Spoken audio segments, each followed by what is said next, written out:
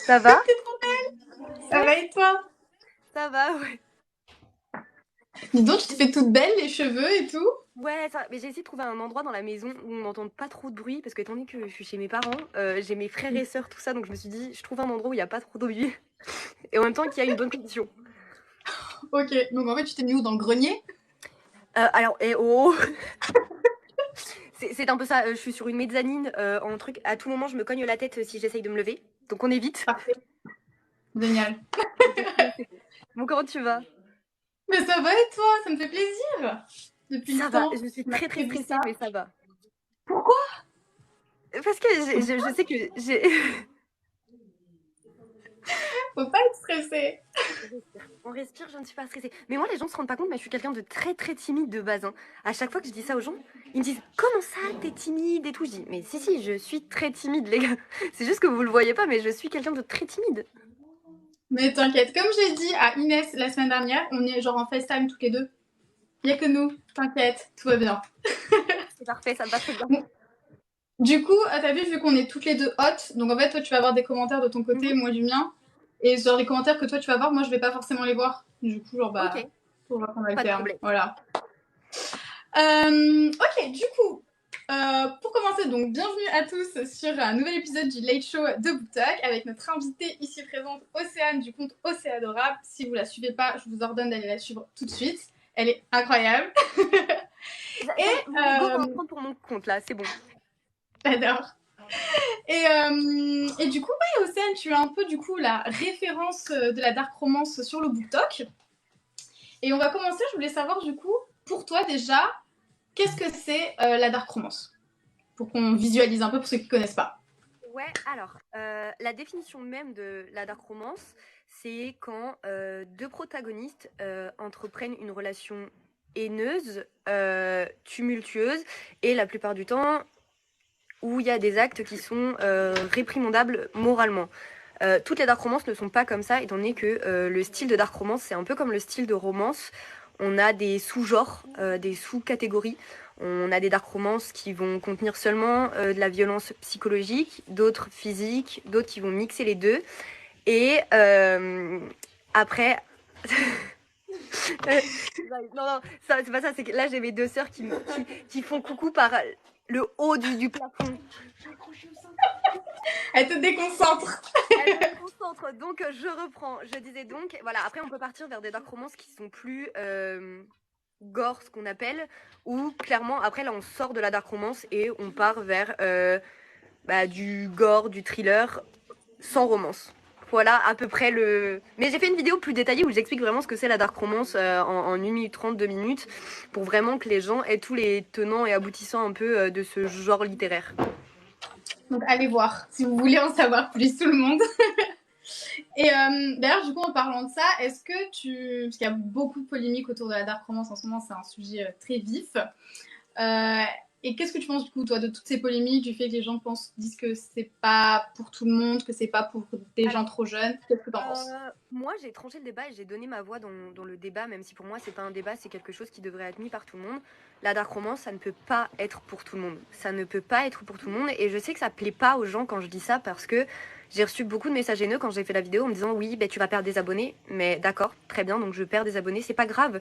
Tant que, comme tu l'as dit au départ, je fais partie, même si j'ai énormément de mal à me dire ça, d'une des personnes qui a ramené et qui a un peu démocratisé la dark romance. Je suis pas la seule, mais c'est vrai que moi je me suis fait connaître avec ça.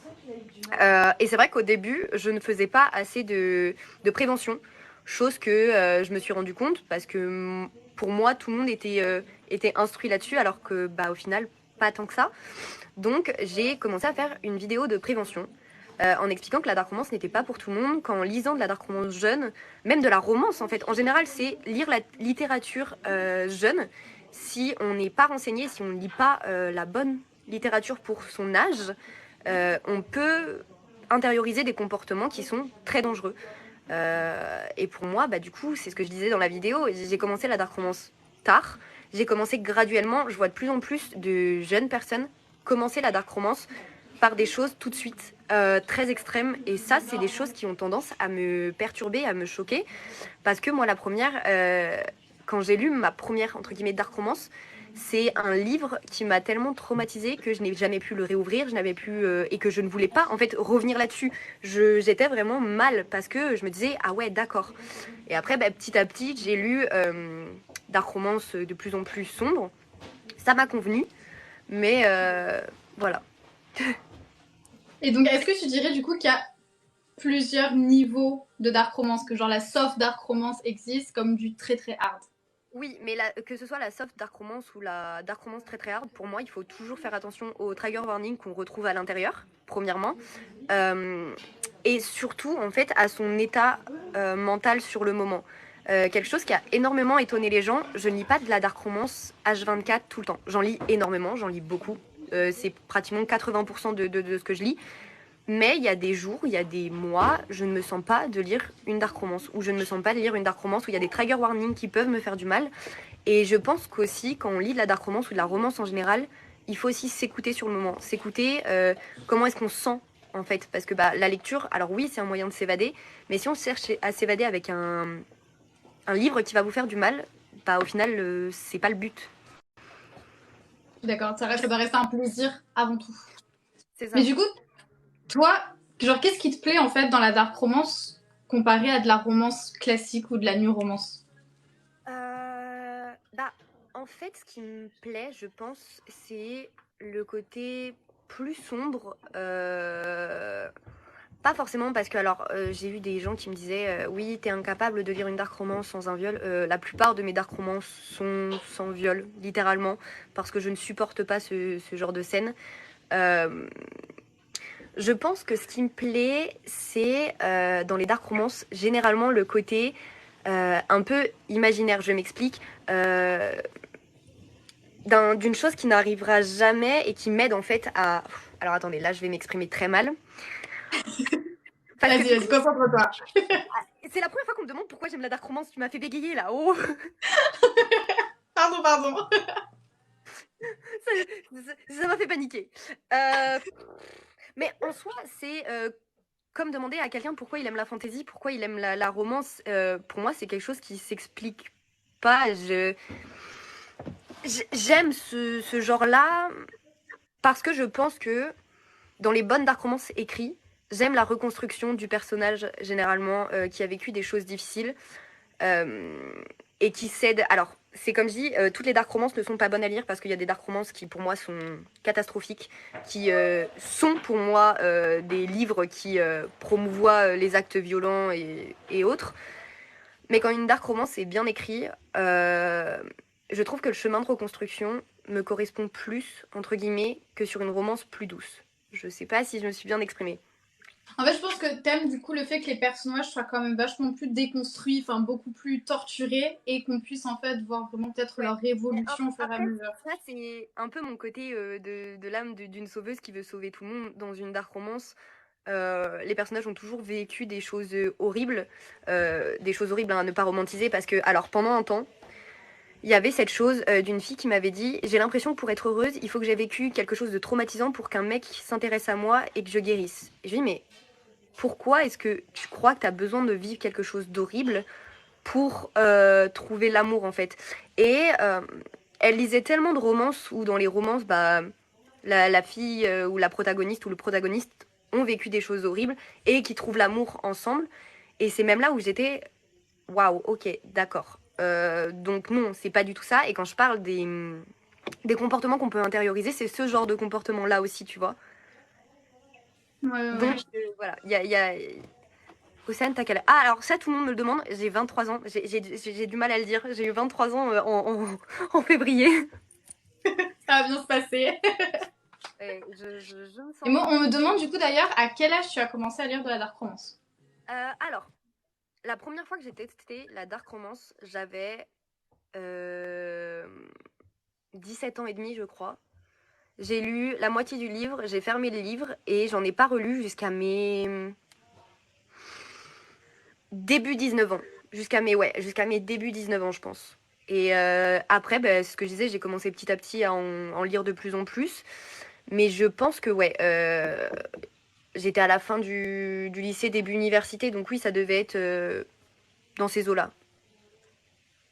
Et est-ce que tu penses que pour lire de la dark romance, c'est bien d'avoir déjà, on va dire, des expériences, je veux dire peut-être intimes, sexuelles, avant de lire ça?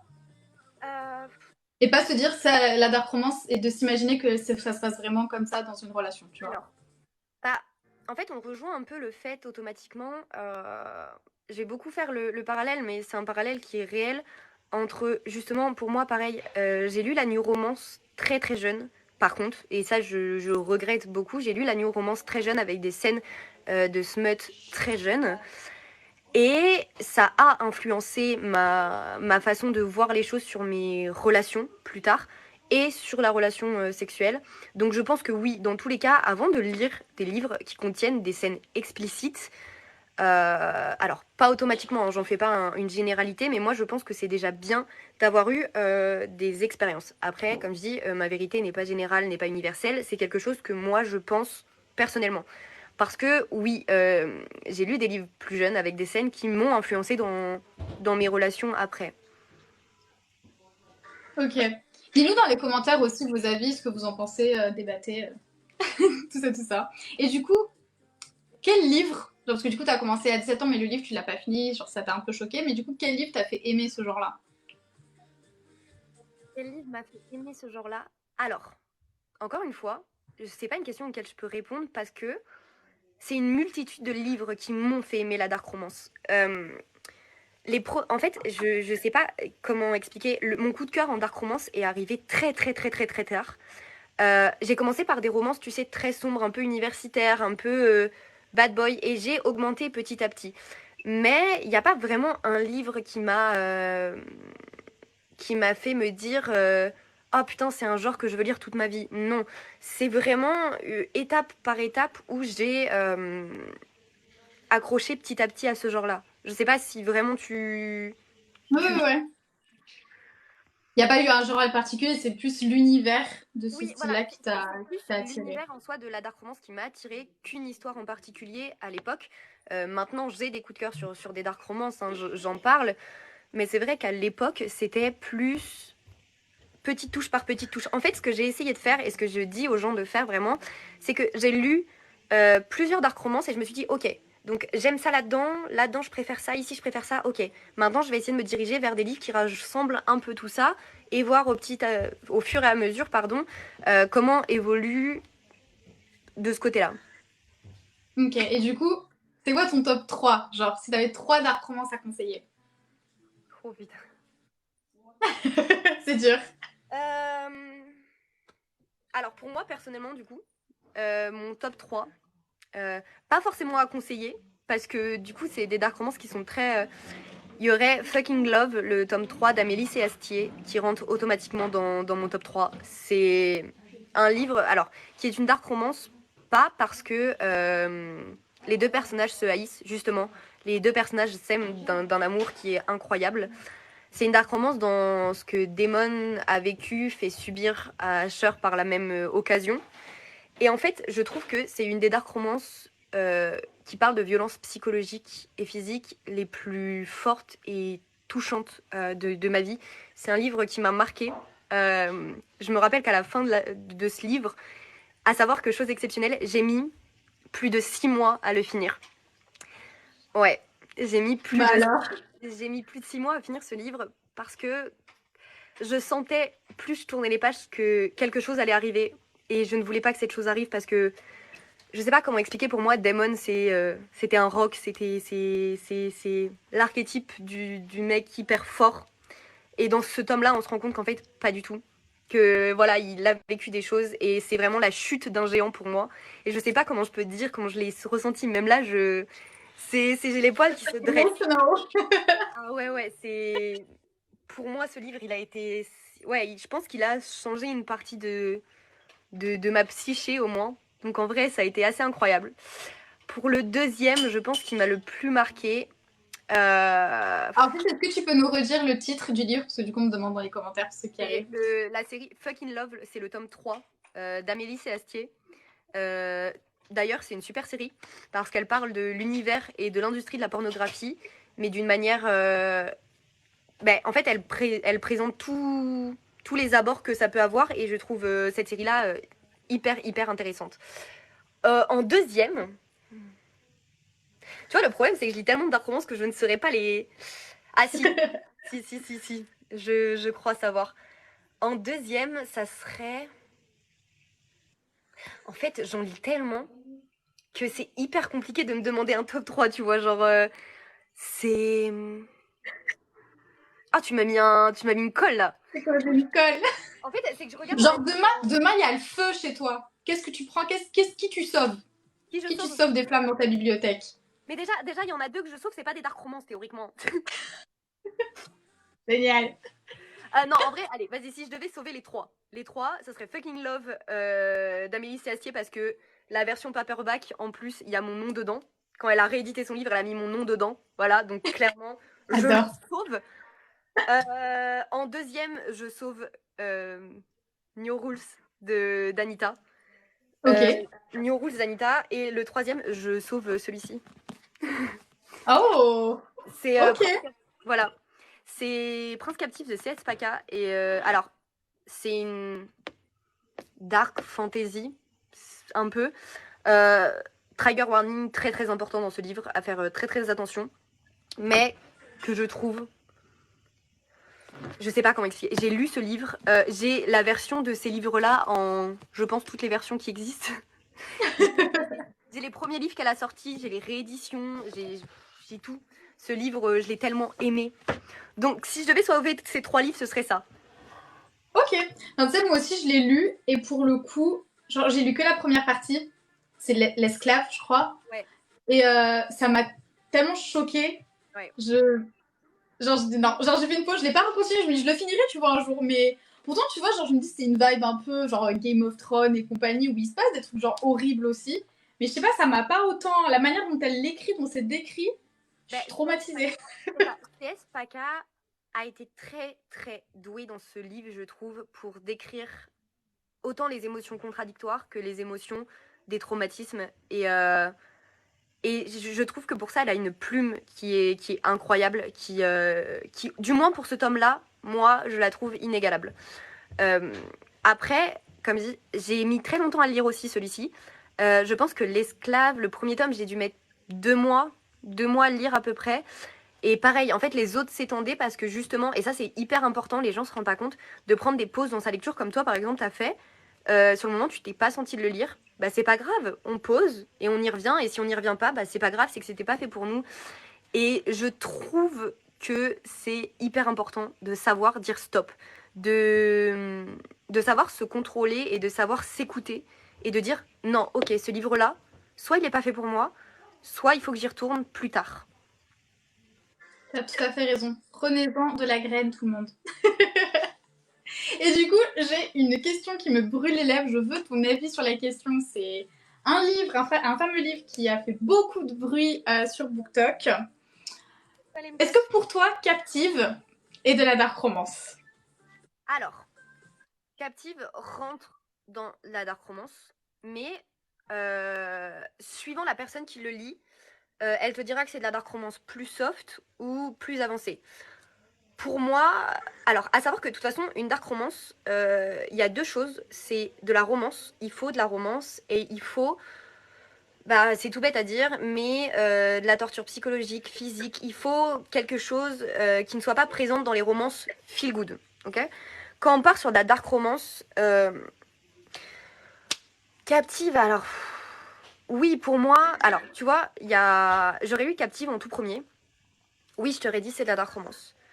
Maintenant, je l'ai relu. Oui, ça en est.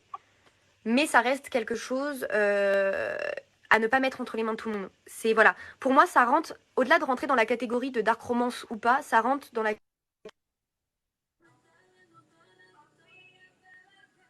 Je t'entends plus? Pourquoi je t'entends plus? Attends.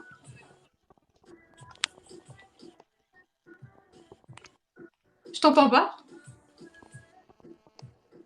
Qu'est-ce qui se passe? Attends. C'est que moi ou c'est elle qui a bugué? C'est moi qui a bugué? Non, non. Ok, merci, chat. J'ai été bon. connectée, en fait. Elles ont allumé l'enceinte dehors et j'ai été connectée à l'enceinte dehors. Ok. C'est bon, tout va bien. Du coup, c'est ce que je disais. En fait, pour moi, on ne doit pas parler, enfin, pour ce livre ou pour les livres en général, de parler de Dark Romance ou pas, c'est surtout parler est-ce que ce livre peut se retrouver entre les mains de tout le monde. Captive ne peut pas se retrouver entre les mains de tout le monde. Guild, par exemple, ne peut pas se retrouver entre les mains de tout le monde. Donc, pour moi, non. Il n'y a pas à... je suis désolée, moi, ça me choque quand je vois des filles ou des fillettes ou des jeunes garçons aller acheter Captive à 12-13 ans. Voilà. Et il y a une scène que je raconte énormément parce que c'est une scène qui m'a marquée dans mes débuts.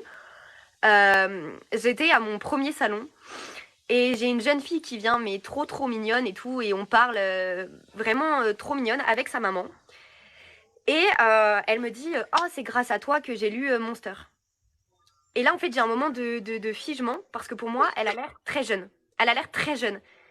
Et donc, je lui dis ah oui, et tout. Elle me dit ah, j'ai adoré et tout, vraiment, Jonas, l'homme de ma vie. J'étais un peu en mode non, déjà, on ne dit pas Jonas, l'homme de ma vie, s'il vous plaît. Jonas, c'est un désaxé qui finit à l'asile. On ne dit pas ça dans la réalité. Mais, enfin, bref. Et je la regarde, je dis mais t'as quel âge? Et elle me dit ah, je viens d'avoir 14 ans.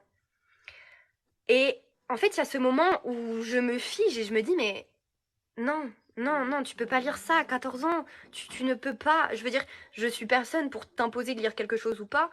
Et en fait, à cette époque-là, la mère m'avait embrouillée parce que sur le moment, j'avais regardé la maman et j'avais fait, mais vous savez ce que c'est au moins Monster ou pas? Elle me dit, oh, ben je sais pas. Elle m'a dit que c'était une petite histoire d'amour un peu olé olé. Et j'ai fait, pardon, pardon, une histoire d'amour olé olé. Monster, une histoire d'amour olé olé. On est plus sur du cannibalisme. Enfin, toutes les listes, tous les trucs de Trigger Warning, tu peux les retrouver dedans, littéralement. Donc tu ne lis pas ça à 14 ans. Et en fait, quand je l'avais dit à la fille, la mère m'avait un peu agressée en mode oui, comment vous vous permettez de dire ça à ma fille? J'étais un peu là en mode bah parce que elle l'a théoriquement lu grâce à moi, donc je me dois de lui dire non. En fait, je me dois de lui dire non. Donc ouais, c'est une scène qui m'a énormément marquée. Monster, c'est Et le pire. pire, c'est qu'il y en a plein. Hein. Alors attends, j'ai une question. Monster, est-ce que c'est pire que toxique? En fait, Monster et toxique, c'est deux choses très différentes. Monster, c'est pas une dark romance. C'est pas du tout une dark romance. C'est du porn gore érotique, à la limite, mais ce n'est pas de la dark romance. Toxique, on est sur de la dark romance. Et ça, faut faire la différence. Moi, longtemps, malheureusement, j'ai parlé de Monster comme une dark romance, alors que Monster n'est pas une dark romance du tout. Parce que au final, on ne parle pas d'amour. C'est de l'obsession malsaine, mais ce n'est pas de l'amour du tout. Donc tu Est-ce que fais tu... vraiment une différence ouais, du coup entre le porn gore et la dark romance. Bien sûr, mais il y a une différence à faire. C'est pareil, la menthe religieuse, c'est du porn gore pur. C'est pas de la dark romance, c'est pas de la romance. C'est voilà. En fait, il faut faire une différence entre le gore et la romance.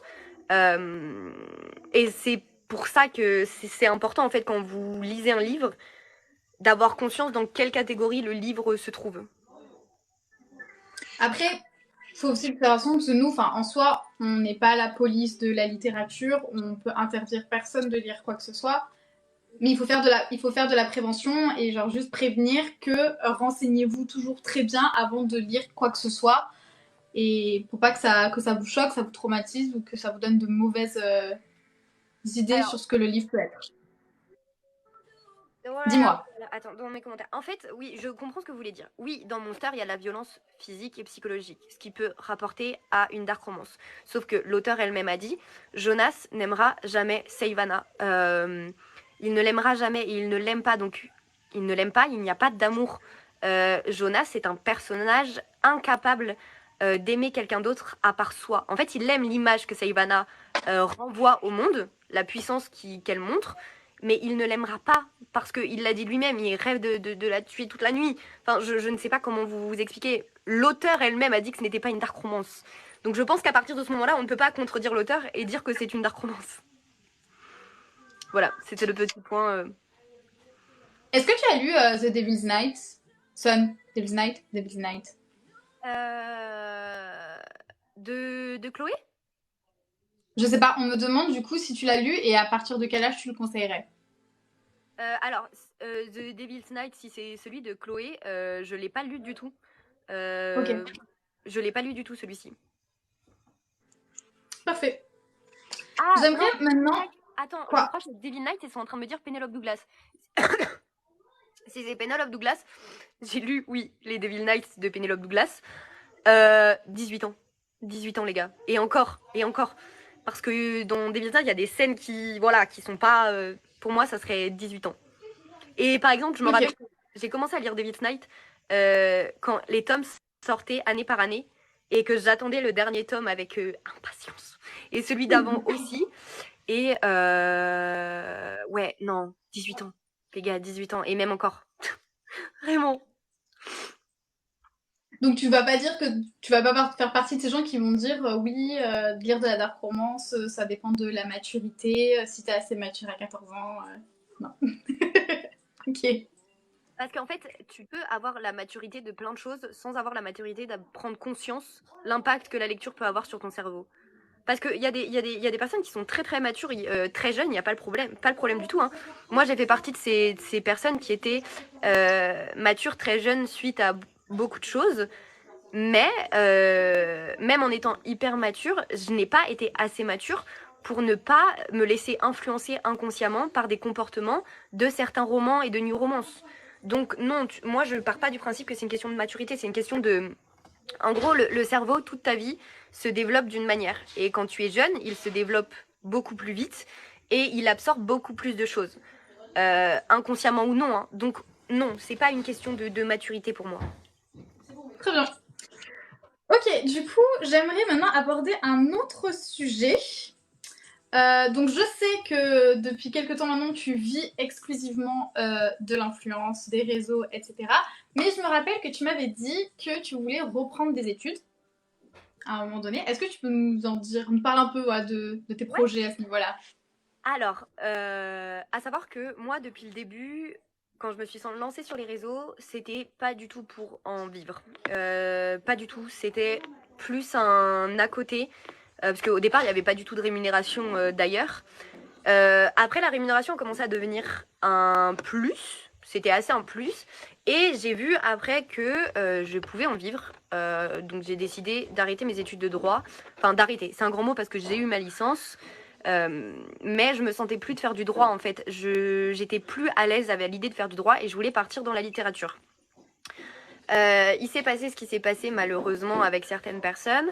Et en fait, je me suis retrouvée à me dire, je veux quand même faire dans le monde de l'édition.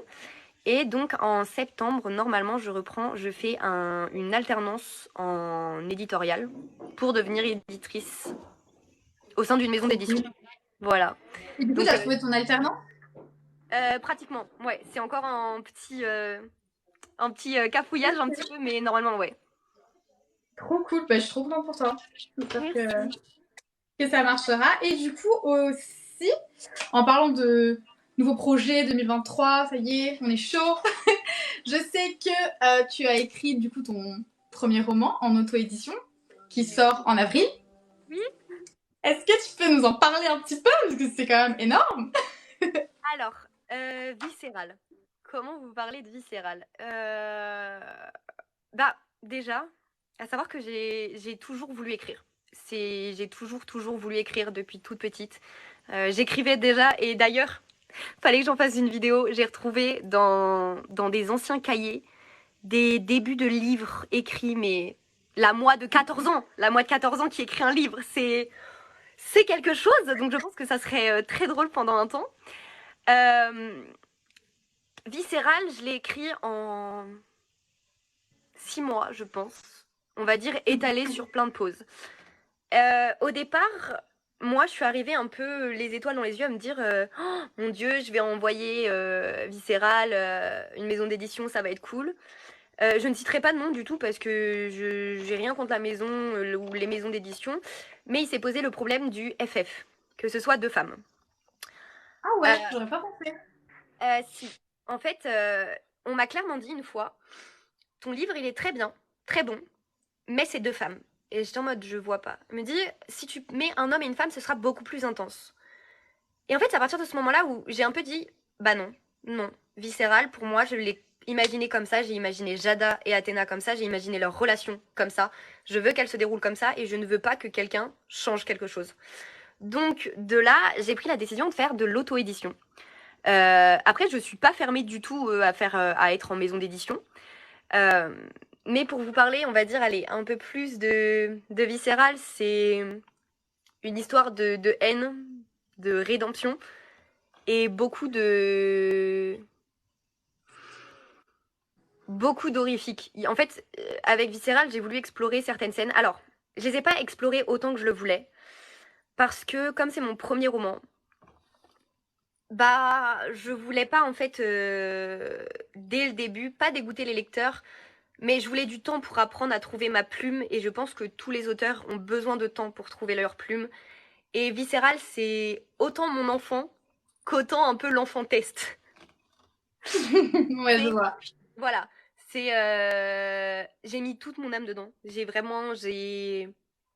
mis tout plein de choses. Voilà, Athéna, c'est un personnage qui me ressemble énormément sur beaucoup de choses, qui qui a le pardon assez facile et qui justement en fait se retrouve dans les emmerdes beaucoup pour ça. Mais voilà, après c'est à vous de découvrir aussi Viscéral. Je peux pas tout dire parce qu'en fait, à savoir que Viscéral, la fin de Viscéral, un mois avant qu'il sorte, donc là un mois là avant, j'ai changé la fin. J'ai changé le plot twist, j'ai changé la fin. J'ai pété un câble. J'ai pété un câble et j'ai fait non, je veux aller jusqu'au bout de mon idée que je voulais de base. On y va. Et j'ai un peu pété un câble et je me suis vengée déjà de pas mal de choses. Et du coup, ce qui permet, parce qu'on m'a demandé s'il y aurait un tome 2. Au départ, c'était seulement un one-shot. Et en fait, avec cette fin-là, oui, il y a un tome 2. Ah! Ça va être une duologie? Ouais, ce sera une duologie. Et t'as commencé à écrire le tome 2 déjà? Il est pratiquement fini. Ah! Trop Il cool! est pratiquement Et fini. Et en fait, je veux que les gens, à la fin du tome 1 de Viscéral, comprennent que c'était qu'une introduction de ma folie. vous allez rentrer dans la tête d'Océane, n'ayez pas peur. En fait, le tome 1, je voulais ça comme graduellement. En fait, le tome 1, je le voyais un peu comme mon entrée dans la dark romance. Ça veut dire que, donc oui, c'est haineux au départ, pas de problème. Il y a les moments de calme, le calme avant la tempête. Et au moment où ça explose, je voulais aussi que les gens puissent lire le tome 1 et juste rester au tome 1 s'ils le voulaient. Tu vois? Ne Ouais, pas ouais, se ouais. lire le tome 2 parce que le tome 2, on part vraiment sur quelque chose de encore plus sombre, de plus horrifique, de plus... Parce qu'en fait, du coup, à la fin du tome 1, on a tous les tenants et aboutissants du livre et on comprend énormément de choses. Et c'est là où je veux que les gens se disent quoi. Voilà, je veux cette réaction. J'ai trop hâte de le lire. J'ai trop hâte. Quand est-ce qu'on pourra acheter Viscéral et sur quelle plateforme? Alors, Viscéral, vous allez pouvoir l'acheter sur Amazon. Parce que quand on est en auto-édition, c'est très dur de rentrer dans la machination du livre et finir dans toutes les librairies. C'est pratiquement impossible. Ou sinon, il faut appeler librairie cas par cas et dire bon, ben bonjour, vous voulez bien mon livre et tout. Donc, il sera disponible sur Amazon à partir, je l'espère, si tout se passe bien, du 5 avril. Donc, dans pas très longtemps, à partir du 5 avril. Et après, il sera disponible quand je serai en salon ou en dédicace, un peu partout. Là, j'ai quelques dates qui ont été dévoilées, mais j'en ai encore plein d'autres qui arrivent.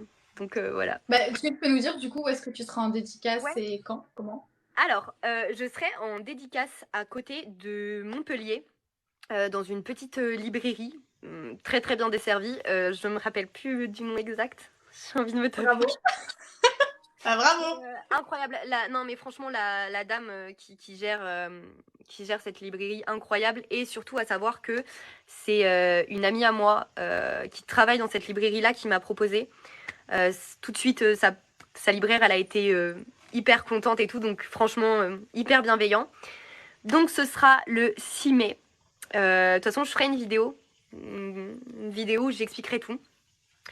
J'aurai aussi donc un salon à La Rochelle. J'ai les éditions Black Ink qui font un salon qui m'ont proposé d'avoir une place en tant qu'auteur. Donc le 14 et le 15, donc le temps du salon Black Ink, je serai en tant qu'auteur là-bas. Déjà, j'ai énormément de mal à dire ça. C'est très bizarre. J'ai une date pour Paris aussi, mais ça, je peux pas trop en parler.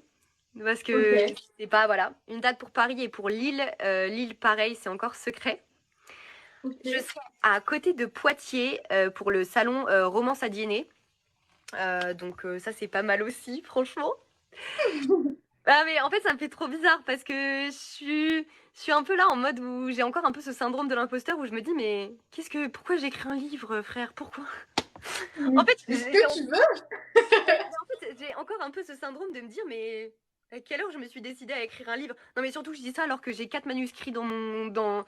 En fait, le problème, c'est que moi, j'ai un cerveau qui fuse. Et c'est hyper dur pour moi de me concentrer sur un seul manuscrit. Et ça, c'est un truc que j'ai des potes auteurs qui ne comprennent pas. J'écris plusieurs manuscrits à la fois.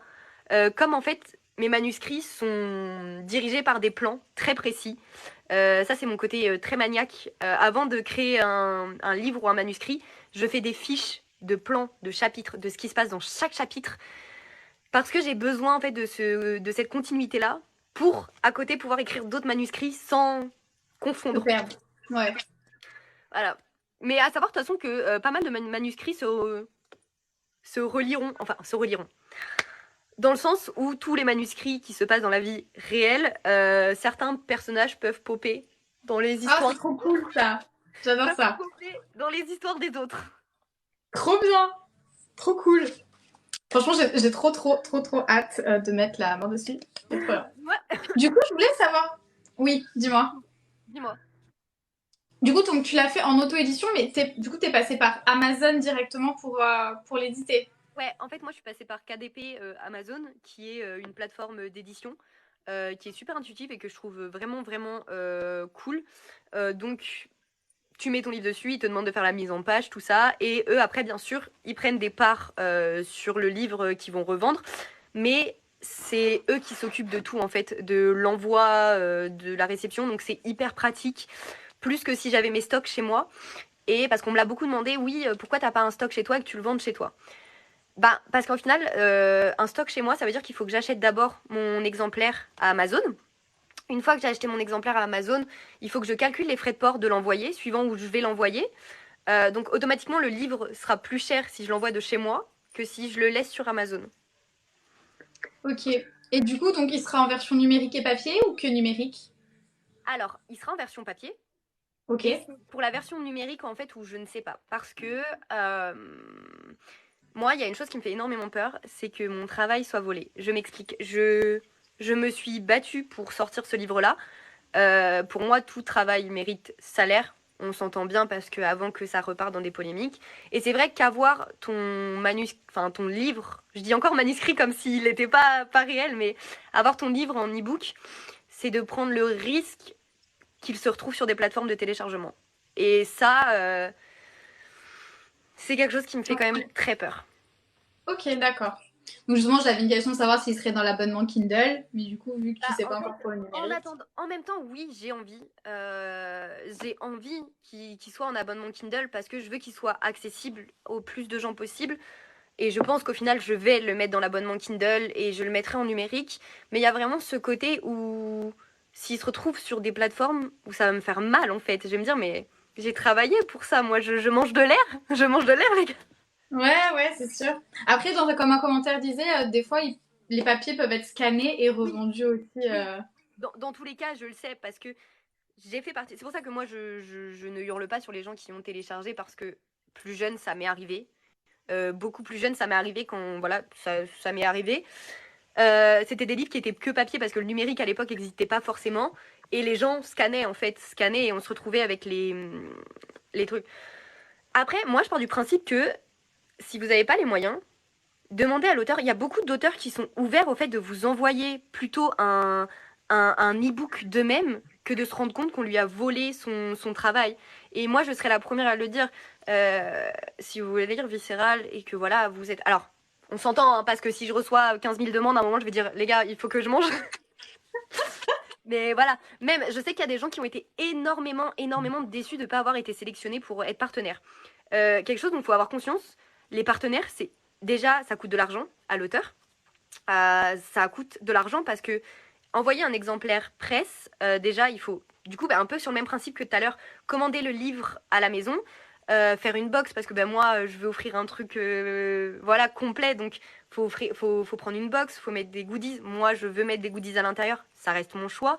Faut l'envoi, donc c'est des choses qui coûtent cher. Voilà, sur un livre par exemple, c'est tout bête, hein, mais sur un livre que je vais commander, allez, on va dire, j'ai 6 partenaires et j'envoie en totalité 9 livres gratuitement à plusieurs personnes. Sur ces 9 livres-là, je ne gagne strictement rien. Donc, derrière, c'est 9 livres qui théoriquement ne me rapporteront rien. Après, j'écris pas forcément pour que ça me rapporte quelque chose, mais un, voilà, un minimum, un auteur, même s'il écrit par passion, j'écris par passion, bah, on se nourrit pas d'eau et d'amour et d'eau fraîche, tu vois. Faut qu'à Oui. un moment, j'aimerais bien manger. Et d'ailleurs, est-ce que tu pourrais nous donner le prix du livre? Ouais, bien sûr.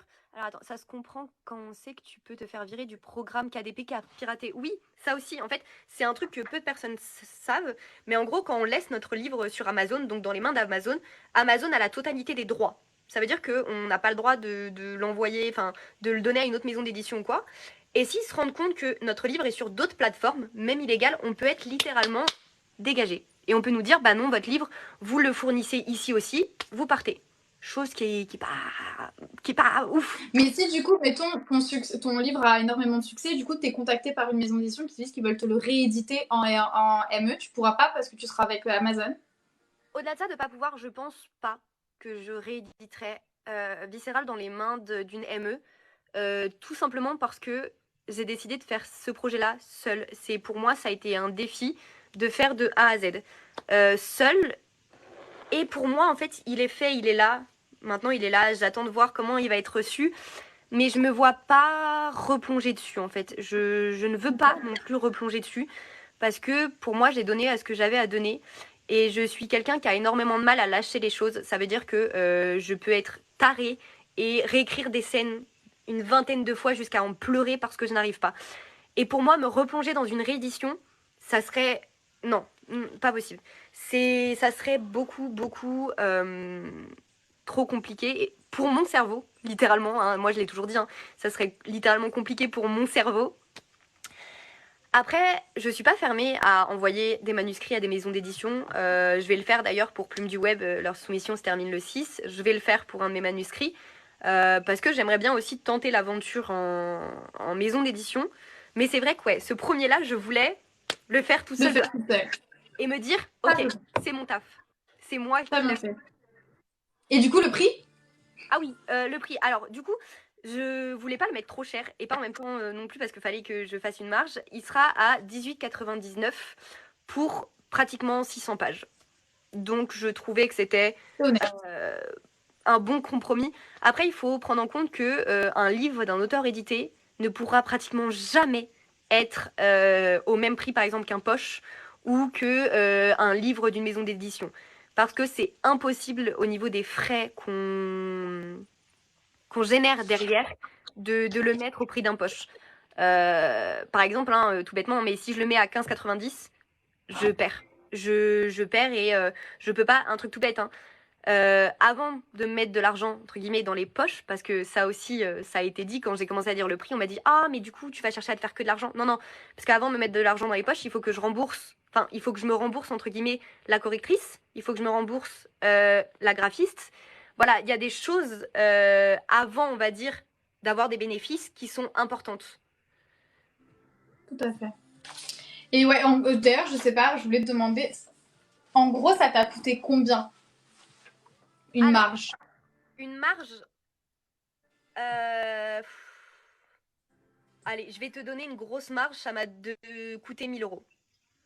Ok. Franchement, je m'attendais à plus. Alors, déjà, ça peut aller à plus, comme ça peut aller à moins. Ça peut être plus, ça peut être moins. En fait, ça dépend de la correctrice que tu as, ça dépend de si tu prends une correctrice, ça dépend si tu fais relire ton manuscrit par des lecteurs professionnels et pas seulement des bêtas. La graphiste, ça dépend du prix de la graphiste. Ça dépend d'énormément de choses. J'ai des petites questions. 600 pages, tu aurais pu monter jusqu'à 23-24 euros. Bah, en fait, je sais, on me l'a énormément dit, que j'aurais pu monter, mais je voulais qu'il reste accessible, parce que moi, la première, je râle quand je paye mes livres 23 balles, littéralement. Je râle quand je paye mes livres 23 euros ou 20 euros. Donc, je ne me voyais pas 18,99, 19 euros. Bon, je me suis dit, pour 1 euro de différence, voilà, j'appelle ça un peu l'euro symbolique. Mais voilà, mais par exemple, un truc tout bête, hein, mais à savoir que sur un livre à 18,99, dans ma poche, je vais avoir 4 euros. Ah ouais. Ah, ils prennent une grosse marge. Parce qu'après, tu comptes tes frais et tu comptes la marge que se prend Amazon aussi dedans. Ouais, ouais, ouais. Ok. Je me mets 4 € dans la poche. Donc C'est mieux voilà. que rien. Non, mais déjà, c'est mieux que rien. J'en serais hyper reconnaissante. Comme j'ai dit, j'écris aussi par passion. Ça reste un plus à côté. Mais en fait, on a la réalité vraiment de ce que les auteurs vivent quand on le vit nous-mêmes. Quand il y a des auteurs qui disent mais on peut pas vivre de notre plume alors qu'ils ont sorti une vingtaine de romans et que au départ j'étais en mode mais comment vous faites les gars, vous avez une vingtaine de romans, comment vous faites pour pas en vivre? Bah on comprend très vite Ouais. comment ça arrive le fait de ne pas On me demande si tous tes autres manuscrits sont aussi de la dark romance. oui, Oui. oui. Pas grave, hein. Alors plus ou moins non non mais plus ou moins hardcore mais oui. Je sais pas écrire de la rom-com. J'ai essayé. Au bout de 10 chapitres, les personnages ils sont tous morts. Donc j'ai dit J'en peux plus. bah, en fait, j'ai essayé, mais au bout de 10 chapitres, je les ai fait tous mourir. J'ai fait, c'est bon, je ferme le manuscrit, je passe à autre chose. En fait, je me rends compte que je ne peux pas écrire de la rom-com. Je n'aime pas ça, j'adore. Alors, j'aime en lire de temps en temps. Là, je suis en train de regarder. Oui, j'ai de la rom-com, j'aime en lire, j'adore en lire. Mais j'ai besoin un peu de sang, j'ai besoin, moi. Et tu créerais pas de fantasy? Si, mais ça sera de la dark fantasy. C'est déjà en cours d'écriture. Ok. C'est déjà un cours d'écriture, mais ce sera de la dark fantasy. Et à savoir que du coup, comme on sera dans le milieu de la fantasy, je vais me lâcher un peu plus. Parce qu'il y a des choses possibles en dark fantasy que pas dans la vie réelle. Voilà. Elle va finir avec un dragon. Tu comptes sortir combien de livres au total pour l'instant? Alors, je ne sais pas. Tant que mon esprit veut bien lâcher des plot twists et des livres, pour l'instant, sur l'année 2022-2023, il y en a 4 en préparation. Il y en a 4 en préparation, sauf qu'il y en a d'autres qui ont popé dans ma tête. Donc je ne sais pas dans quel ordre je vais les lire. Enfin, je vais les écrire, les lire. Bien sûr, Océane, dans quel ordre tu vas les lire? Oui. En gros, normalement, cette année, donc il y a Viscéral qui sort en avril. Le deuxième tome de Viscéral sortira seulement, je pense, en décembre. Parce que j'ai besoin de retravailler énormément là-dessus. Automatiquement, j'ai besoin d'énormément retravailler sur celui-ci parce que c'est la fin, en fait, du coup, de la duologie. On a normalement une début de série de motards qui devrait sortir. Et on a donc un autre livre qui est hyper important, que j'aime énormément, que j'ai adoré écrire, qui est pratiquement fini d'écrire en fait. C'est Le silence d'Hippocrate, qui se passe entre un good boy un peu et une fille, donc Alizea, qui a été éduquée toute sa vie à devenir la prochaine chef de la mafia italienne. Donc, je voulais un peu inverser les rôles. En fait, à savoir que dans mes romans, j'aime énormément casser les codes. Ça veut dire que, par exemple, Viscéral, hein, tout bêtement, c'est 2 femmes. Euh, 2 femmes dont Jada, qui est littéralement bisexuelle, qui n'en a rien à faire d'être avec des hommes ou des femmes, qui, elle, est juste obsédée par l'idée de gagner. Euh, on a, par exemple, dans ma série avec les motards, on va avoir des couples hétéros, on va avoir des couples gays, on va avoir des couples lesbiennes, on va avoir... Voilà. J'aime bien casser un peu les codes et voilà, avoir ce petit côté où, pour une fois, dans un roman, c'est la nana qui a le dessus et pas le garçon.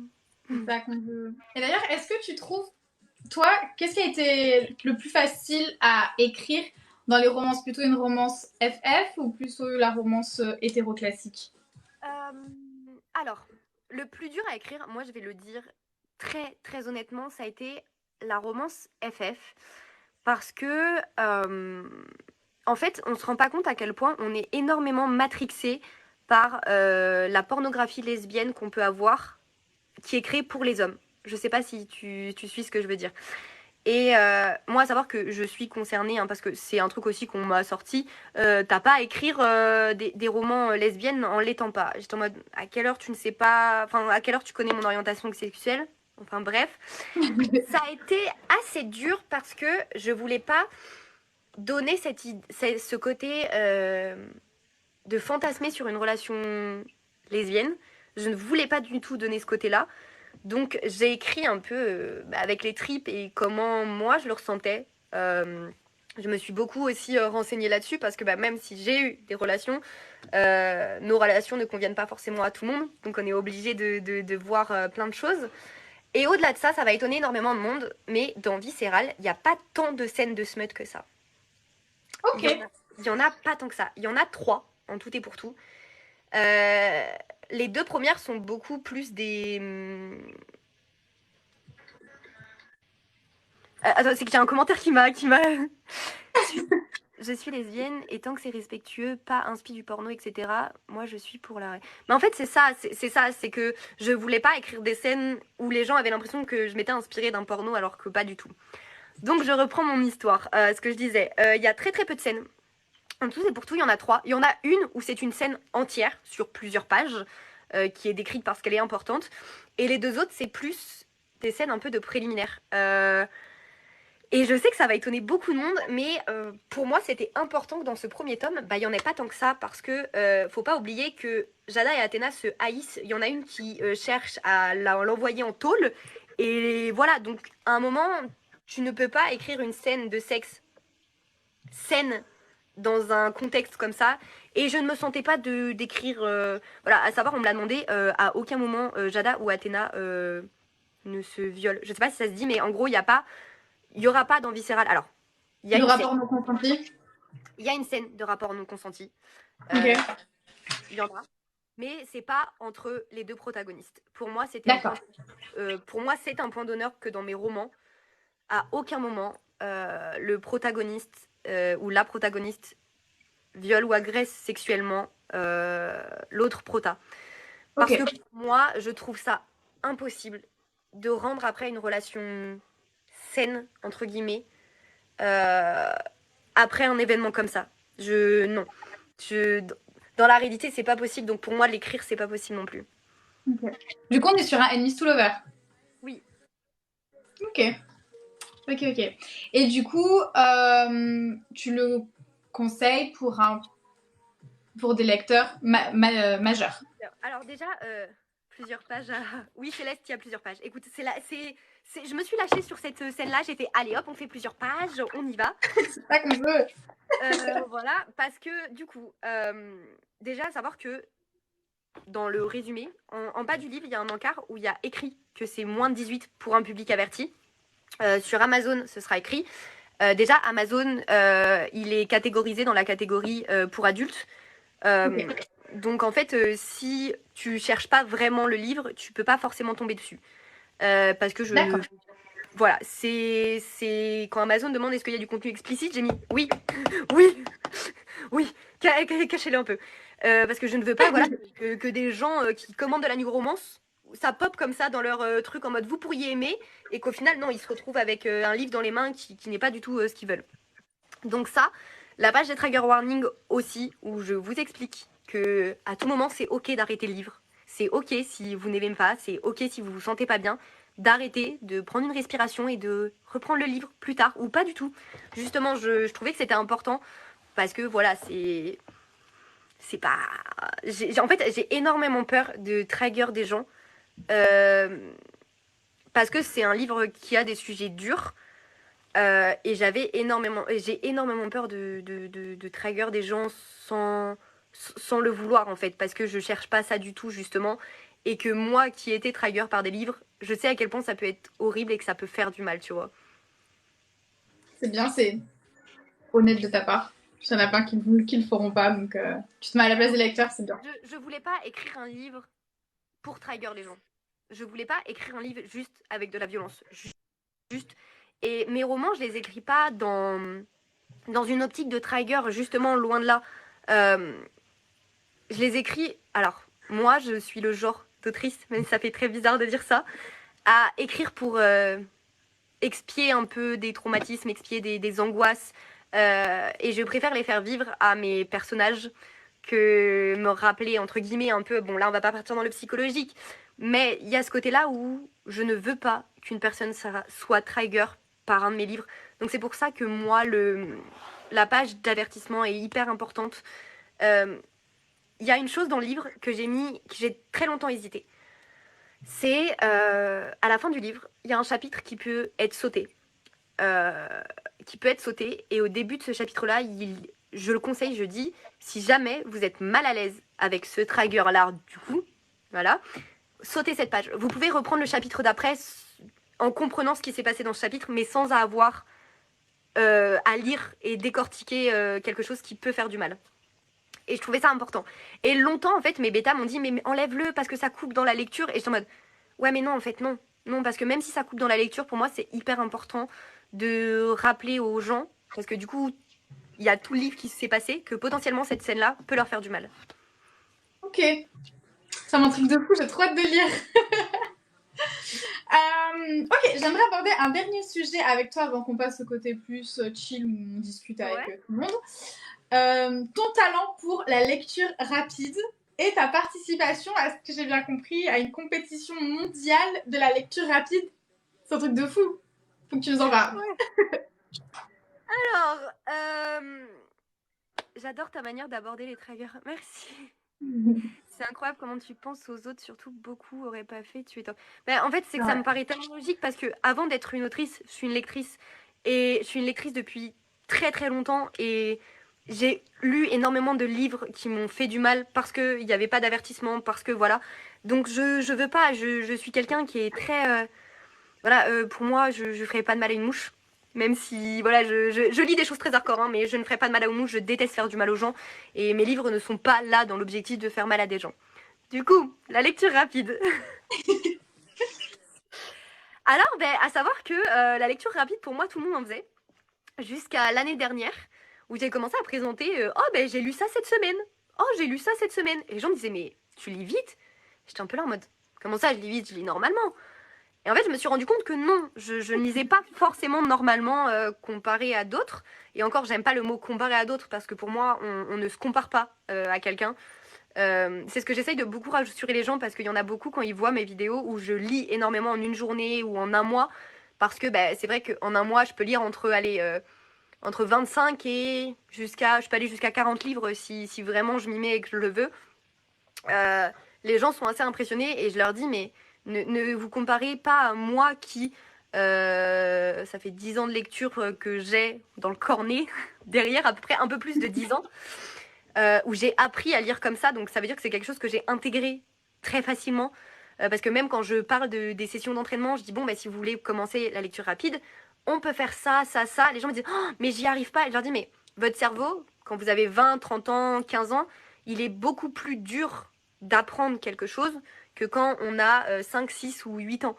Moi, je remercierai jamais assez ma professeure pour ça de l'époque, qui nous avait appris à lire normalement, donc mot par mot, et qui, oui, juste après, en fait, nous avait appris à lire de manière très rapide et très fluide. Après, comme dit, c'est quelque chose qui peut se perdre. C'est pas comme le vélo, c'est quelque chose qui peut se perdre si on s'entraîne pas parce que c'est une capacité du cerveau, oui, mais qui est pas innée. Les gens ont l'impression que c'est inné, sauf que c'est pas inné.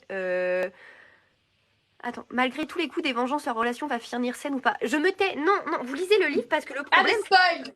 Il y a quelque chose à la fin d'important. Non, il y a pas de. Non, non. Stop. Oula. Non, parce qu'en fait, moi, je me connais. Après, je parle trop et je spoil les gens sans le vouloir. Alors que le livre n'est même pas sorti. Du coup, je le disais, la lecture rapide, c'est pas quelque chose d'inné du tout. C'est quelque chose qui s'entraîne. C'est quelque chose qui s'apprend et qui se cultive aussi. Parce que automatiquement, moi je sais que j'ai perdu en vitesse quand je suis rentrée dans ma première année de fac et que je ne lisais plus et que j'avais plus envie de lire en fait du tout. Je l'ai perdu parce que quand j'ai voulu reprendre la lecture rapide pour mes cours de droit, je ramassais, j'avais du mal, je galérais. Et c'est là où je me suis dit, ok, donc ça se perd. Donc on va continuer à s'exercer. Pour la compétition, du coup, c'est les mondiaux de lecture rapide et de mind mapping, ce qu'on appelle, qui se passe en Pologne, en avril. Et j'ai déjà participé l'année dernière à ça, à ce championnat. J'ai perdu, chose qui arrive.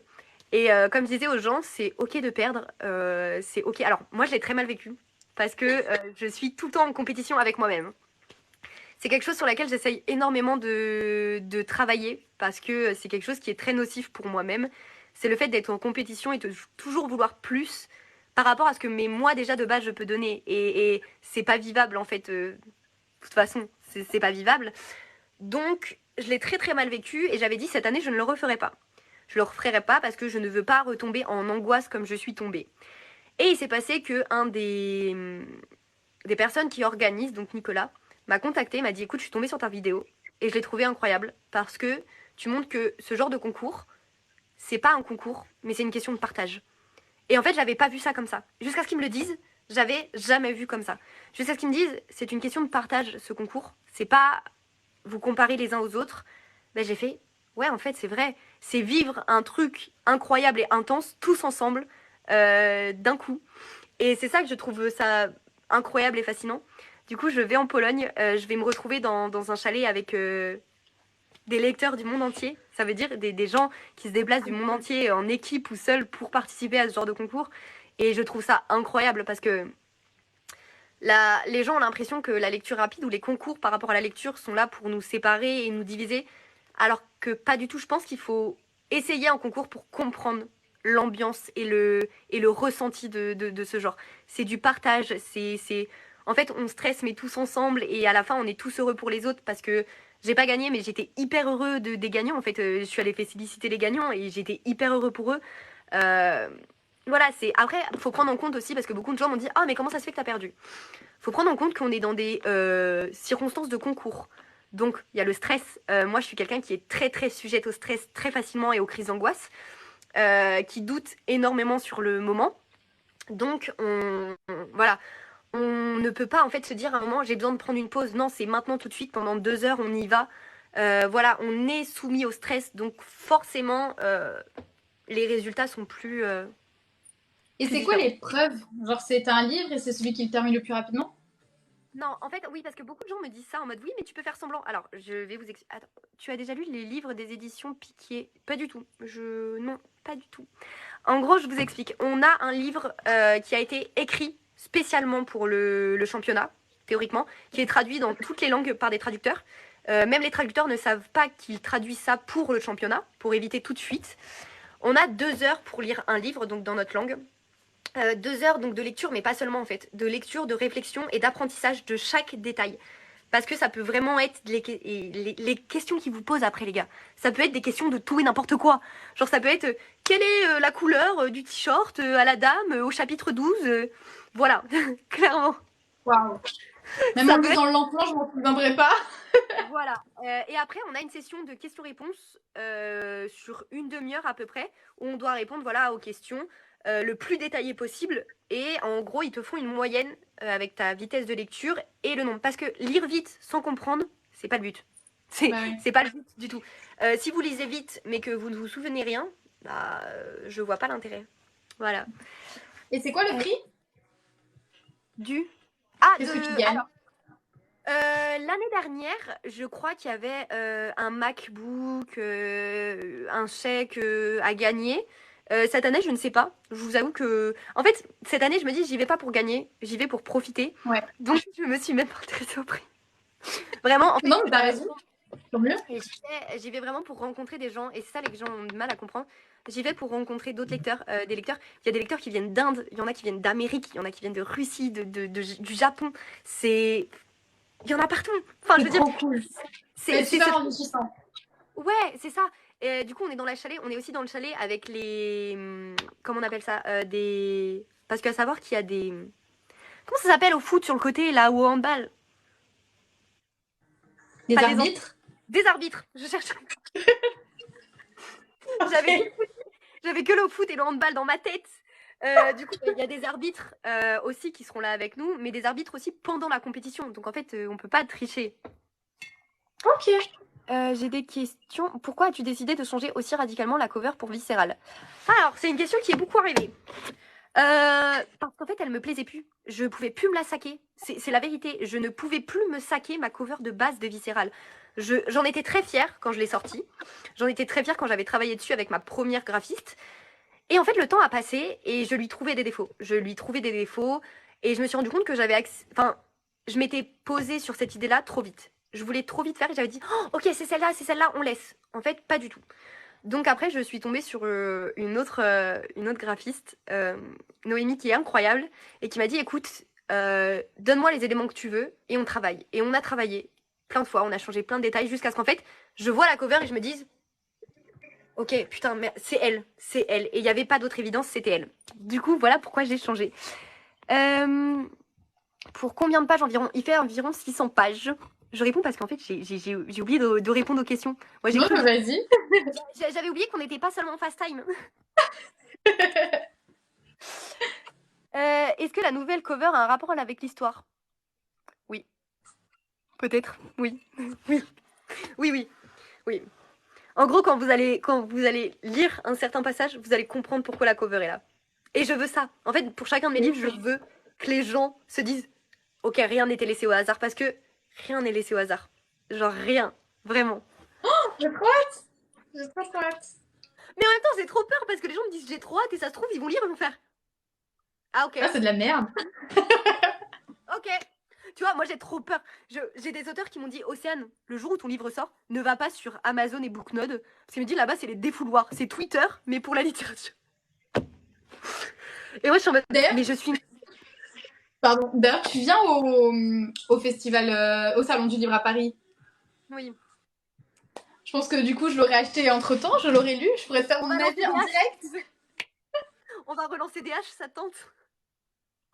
Mais je suis trop chaud. J'ai une revanche à prendre, j'étais trop nulle la première. Non mais je te jure, les gens me disent mais Océane, t'allais lancer DH. Je suis allée lancer DH, j'adore lancer DH. C'est ma nouvelle C'était activité. trop cool.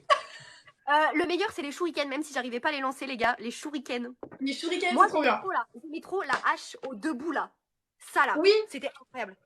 Mais toi, ta préférée, c'est celle qu'on lançait sur le côté, non? Oui, aussi. Genre comme ça, là. Vraiment, le lancer de hache, incroyable. Nouvelle passion unlock. Ah ouais, ouais, clairement. Donc, est-ce que la J'adore. Oui, du coup, la cover. Et bonsoir. Coucou. C'est quand le salon du livre? C'est en avril. Putain, c'est le 21, 22, 23. 21. Ouais, c'est ça. 22, 23, 24. C'est un vendredi, samedi, dimanche. Du coup, moi, normalement, j'y serai les 3 jours. Il y a seulement des moments où je serai pas forcément là parce que voilà, paye mon angoisse. Déjà, à Montreuil, ça a été très compliqué. Non, mais les gens ne se rendent pas compte. Montreuil, ça a été très très compliqué parce que en fait, j'adore voir les gens et les rencontrer. J'adore. Mais il y a des moments où c'est trop. En fait, quand il y a à savoir que quand on est dans un salon, il y a le bruit, il y a les couleurs, il y a les gens, il y a des discussions. Et ça devient très vite pour moi compliqué. Anxiogène. Voilà, anxiogène. Et j'ai besoin on y va, on s'enfuit. À savoir que si je regarde ma pote et que je lui dis pause clope, c'est un signal pour dire faut y aller. Après, comme je dis, j'adore vraiment parler avec les gens que je rencontre. Franchement, une de mes meilleures expériences, ça a été Nice. Alors que Nice, je suis venue au salon en étant défoncée à cause de mon opération pour le doigt. On ne change pas mes propos, s'il vous plaît. Je ne consomme pas de drogue. Mais je venais de me faire opérer de la main, littéralement. J'étais pas bien. J'étais dans les vapes. Et j'y suis allée. Et ça a été une de mes meilleures expériences. Il y a même une chargée de com de chez Hugo qui m'a pris pour une auteure. Parce qu'en fait, à un moment, dans la file d'Eugénie, il y a des gens qui ont commencé à faire je peux prendre une photo, moi aussi, moi aussi, moi aussi, et dans la queue en fait. Et Eugénie, elle disait ça va, tu veux prendre ma place? Je suis en mode sauve-moi, s'il te plaît, sauve-moi. Ah si, un truc hyper important que les gens se rendent pas compte, et que là on est en live, il va falloir le dire. J'adore faire des câlins aux gens quand ça vient de moi, ou quand je tends les bras. Il y a des personnes, et je sais que c'est pas méchant, mais je pense qu'il est important de le dire, parce que j'ai des copines que ça trigger énormément, je dirais pas le nom, mais quand vous voyez une personne que vous adorez mais que vous ne connaissez pas, enfin voilà, vous avez l'impression de la connaître tout, ne vous jetez pas dans ses bras si vous voyez pas qu'il y a des signaux en face qui montrent qu'il y a un avancement, parce que vous ne savez pas comment la personne peut réagir en face et être prise dans ses bras automatiquement. Alors je ne me plains pas du tout, hein, attention, parce que je veux pas que que voilà, ça dise oui, Océane, elle est... Non, c'est juste une question de... Faites attention. Si vous voyez que la personne est là, oh fais-moi un câlin et tout, comme moi je fais, il n'y a pas de problème. Mais il y a des personnes qui ne sont pas ok pour être touchées, et quand une personne vient dans votre espace et d'un coup vous serre dans les bras, ça peut être hyper perturbant, et voilà. Donc faut faire attention. On me demande si on te voit au salon du livre, du coup, est-ce que on peut te demander de nous dédicacer ton livre? Oui, c'est pas français, mais... Oui, oui. Ça va me faire paniquer, mais oui. À savoir que du coup, avec moi, maintenant, j'emmènerai toujours mes petits goodies, donc les petits marque-pages et tout. Donc, si vous voulez, et si vous l'avez, que vous voulez le faire dédicacer, il n'y a pas de problème. Moi, j'arrive. J'ai On trop va hâte. improviser un stand. On va se caler dedans. On va se faire virer par les vigiles parce qu'ils vont dire qu'est-ce que c'est. Je vais faire c'est pas grave. On va mettre une table dehors. Hop, on va faire dédicace. Devant l'entrée, ça marche. Je suis trop chaud. J'apporte un tabouret. Oui, c'est ça. Et moi, j'adore prendre les photos. C'est une question de consentement. Oui, en fait, oui, c'est ça. C'est une question de consentement. C'est, vous savez pas ce que la personne comment peut réagir en fait, tout simplement. Tout simplement. Voilà, c'est du consentement. Moi aussi, je peux le faire dédicacer. Je suis trop fan de toi. Mais Céleste, toi, j'ai dit, toi, t'as mon cœur. T'as pas besoin. Je te le dédicace quand tu veux. Tu sais qu'il y a 2 pages blanches à l'entrée de Viscéral. C'est pour que je puisse t'écrire un petit pavé. Club dédicace, ça le fait. C'est le meilleur truc au monde. Je suis désolée, hein, c'est le meilleur truc au monde. Club dédicace. Est-ce que tu t'es entraînée genre à ce que tu vas écrire pendant tes dédicaces? Non.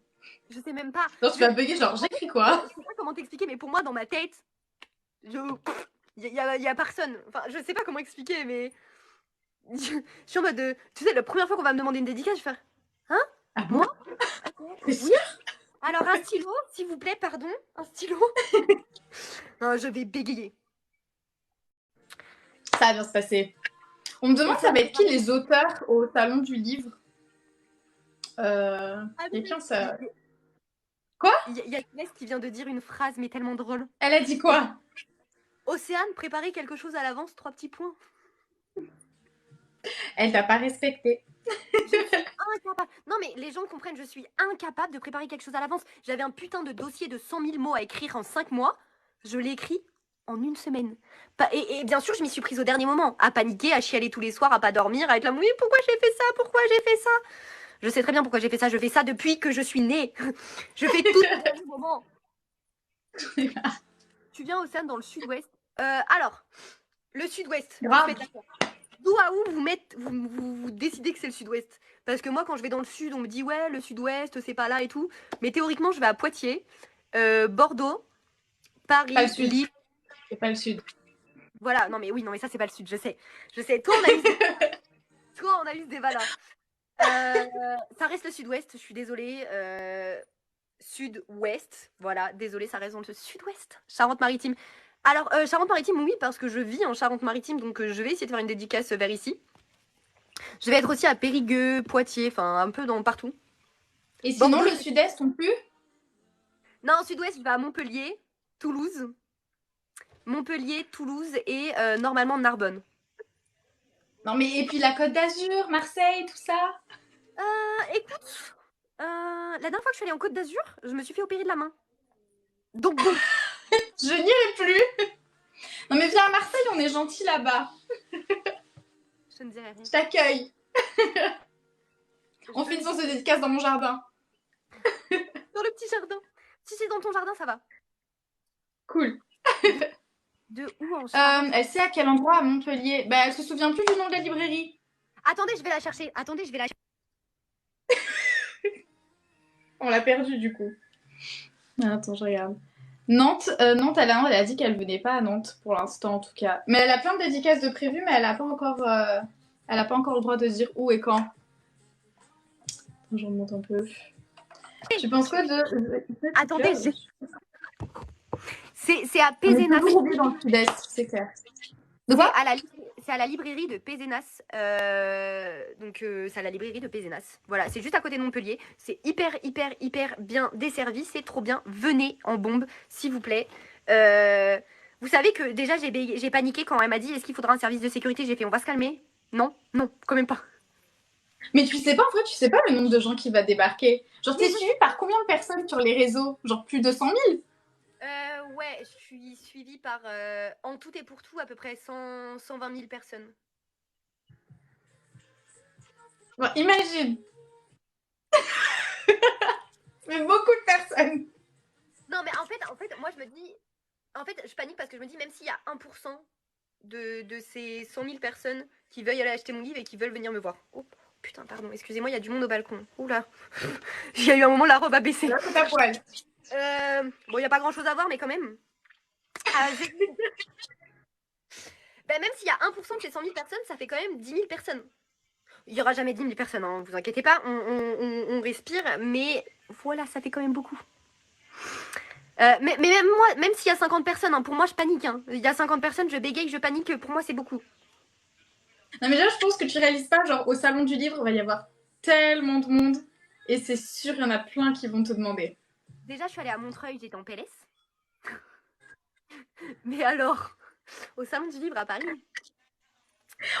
Si tu veux, on se chargera de ton service de sécurité. Je vais venir habiller tout en noir avec des lunettes de soleil et je vais me mettre comme ça devant toi. Bah, après, je vais tomber dans la sauce, on va dire que je me prends pour je sais pas qui. On se calme. Ça va être Booktoker ça problème encore. Booktoker problématique. Être photographe. Oui, Céleste, tu vas être nouveau. Alors, à savoir que Céleste, à l'habitude, à chaque fois qu'elle m'accompagne, elle est photographe. Ça veut dire que moi, dans ces moments-là, je ne sais pas filmer. Je suis une mauvaise créatrice de contenu, les gars. Hein. Je ne sais pas filmer. Moi, je profite, je vis ma vie, je kiffe. Et après, quand je rentre chez moi, je suis en mode oh, mais j'ai rien. J'ai pas de vidéo, pas de truc. Donc, franchement. Oh, mais elle drop des trucs, les gars. Ah, mais c'est clairement ça. Quand il y a des soirées et tout, je suis en mode quelqu'un a un airdrop un peu de contenu, s'il vous plaît? C'est pareil pour la soirée guild, je me suis rendu compte que j'avais genre zéro vidéo, genre j'avais rien. Ça, vous pouvez m'envoyer des trucs, les gars, que je poste quelque chose? C'est pareil, les vlogs. J'ai combien de vlogs dans mon téléphone où j'ai commencé des vlogs? Je les ai jamais finis. Ah, il y a Anita qui vient de se connecter qui dit coucou mes stars. Anita, ta cover elle est trop belle, je suis trop fière de toi, t'es trop belle, t'es trop grave, j'ai trop hâte. Mais réponds-moi sur WhatsApp un peu s'il te plaît. Non mais franchement entre Anita et toi, en remis, je crois que vous êtes les plus fortes. Vous répondez une fois tous les 6 mois. Je suis horrible. J'ai des remis à des gens que j'aime, hein, de 1 semaine ou de 3 semaines parfois. Et genre ils sont là en mode tu m'as oublié, je suis en mode non, je suis là. Je suis là, je suis là. Non, mais moi, franchement, je le prends même plus personnellement. Anita me répond une fois tous les 3 jours. Je suis bon, c'est normal. Elle a l'habitude et je prends ça tellement pas mal. Tu sais, d'un coup, mais même moi, parfois, quand elle m'envoie des vocaux, je réponds genre 1 semaine après. Oh, désolée, j'étais. C'est pas grave, on a l'habitude. La conversation, elle met 3 mois pour terminer. Céleste, elle est en train de me dire MDR, les vents que j'ai. Je suis désolée. Céleste, en vrai, vraiment. Non, mais c'est horrible parce qu'en fait, c'est que je commence la conversation et je fais autre chose. Et j'arrive pas à revenir à la conversation. Parce que je fais autre chose. Et je suis un peu en mode. Non, mais on t'en veut pas. Hein. C'est bon, c'est l'habitude que tu me lâches des vues maintenant. Enfin, il y a des gens qui m'en veulent. Tu sais que. Attends. Une fois, je me suis pris un commentaire haineux d'un DM qui me sort ouais, t'es sérieuse, on te suit tous les jours, tu prends pas même pas la peine de me répondre. Frère, je réponds même pas à mes potes. Qu'est-ce que tu veux que je te réponde? T'es qui, toi? Non, mais c'est un peu ça. Je réponds même pas à mes potes. Qu'est-ce que tu veux que je réponde? Mais les gens se rendent pas compte. Attends, du coup, Anita, elle a répondu pardon, je vais voir tes WhatsApp et elle a écrit en majuscule. T'as le temps. Mais en vrai, on rigole, mais les réseaux, ils se rendent pas compte, mais ça prend énormément de temps. J'ai par jour une vingtaine de nouveaux DM dans mon téléphone.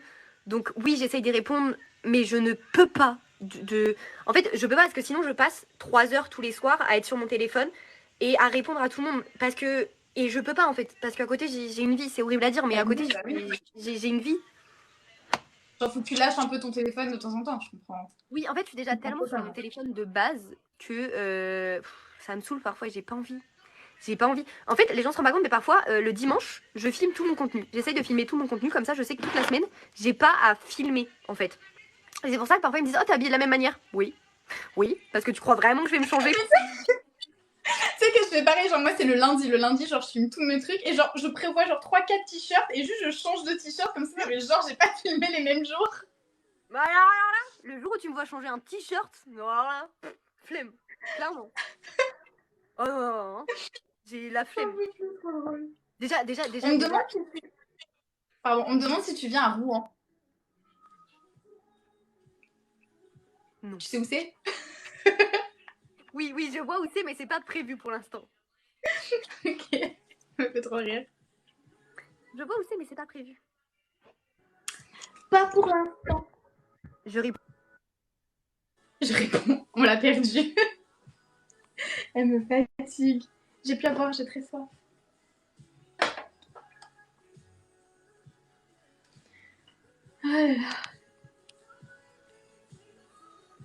Elle a bugué, elle est partie répondre à ses messages, elle m'a abandonnée en plein live. Mais c'est sûr, elle est partie répondre à Anita, mais c'est sûr. Non, même Ah. Même pas. En fait, c'était un message important de ma maman qui me disait tu fais quoi à hurler. Je lui ai répondu parce que sinon vous allez voir la daronne débarquer et gueuler et je vais faire ouh. On te pardonne alors.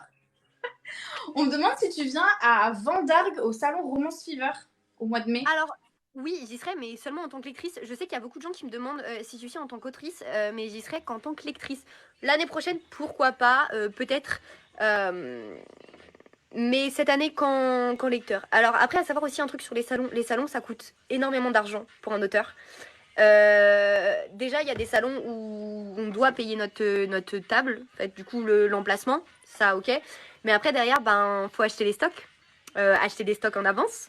Voilà, il faut les faire transporter ou donc. Les salons, je vais essayer d'en faire. Je peux pas promettre de tous les faire, c'est pas possible, clairement. Mais je vais essayer d'en faire un maximum quand même pour voir le plus de monde. Je voulais te demander un truc, mais en fait, je sais pas si j'ai le droit de le dire. Attends. Tu viens au prochain événement, à la prochaine soirée Hugo?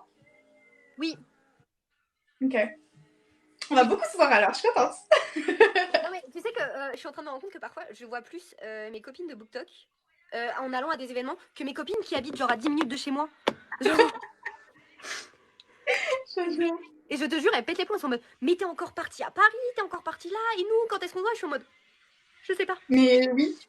Non, moi, c'est mon mec qui me dit ça. Genre là, je lui dis, écoute, B, je crois que je vais devoir partir 10 jours à Paris en avril. Il me dit, mais pourquoi? Je sais pas, parce que j'ai genre 5 événements d'affilée. Il me fait, ah d'accord. Il me fait, tu vas plus à Paris qu'à la maison et tout va bien. Je suis là, genre, Non, pardon. ma mère, quand je lui envoie un message, je fais du coup, ce week-end, en fait, je pars. Elle me dit mais tu pars où encore? Bon, je vais à Paris, la semaine prochaine je vais en Pologne, après je pars à Montpellier. Elle me dit mais c'est bon frère, flemme. C'est un hôtel chez moi. Attends. C'est pareil. Qu'est-ce qu'on dit? Il y a trop de monde à ce salon, du coup, que ce soit autrice ou lectrice. Lequel? Celui de Montpellier? En vrai, j'y vais, parce que c'est pas loin de chez moi, mais je sais Alors, même pas qui y a. depuis la première édition, il y a eu énormément de monde.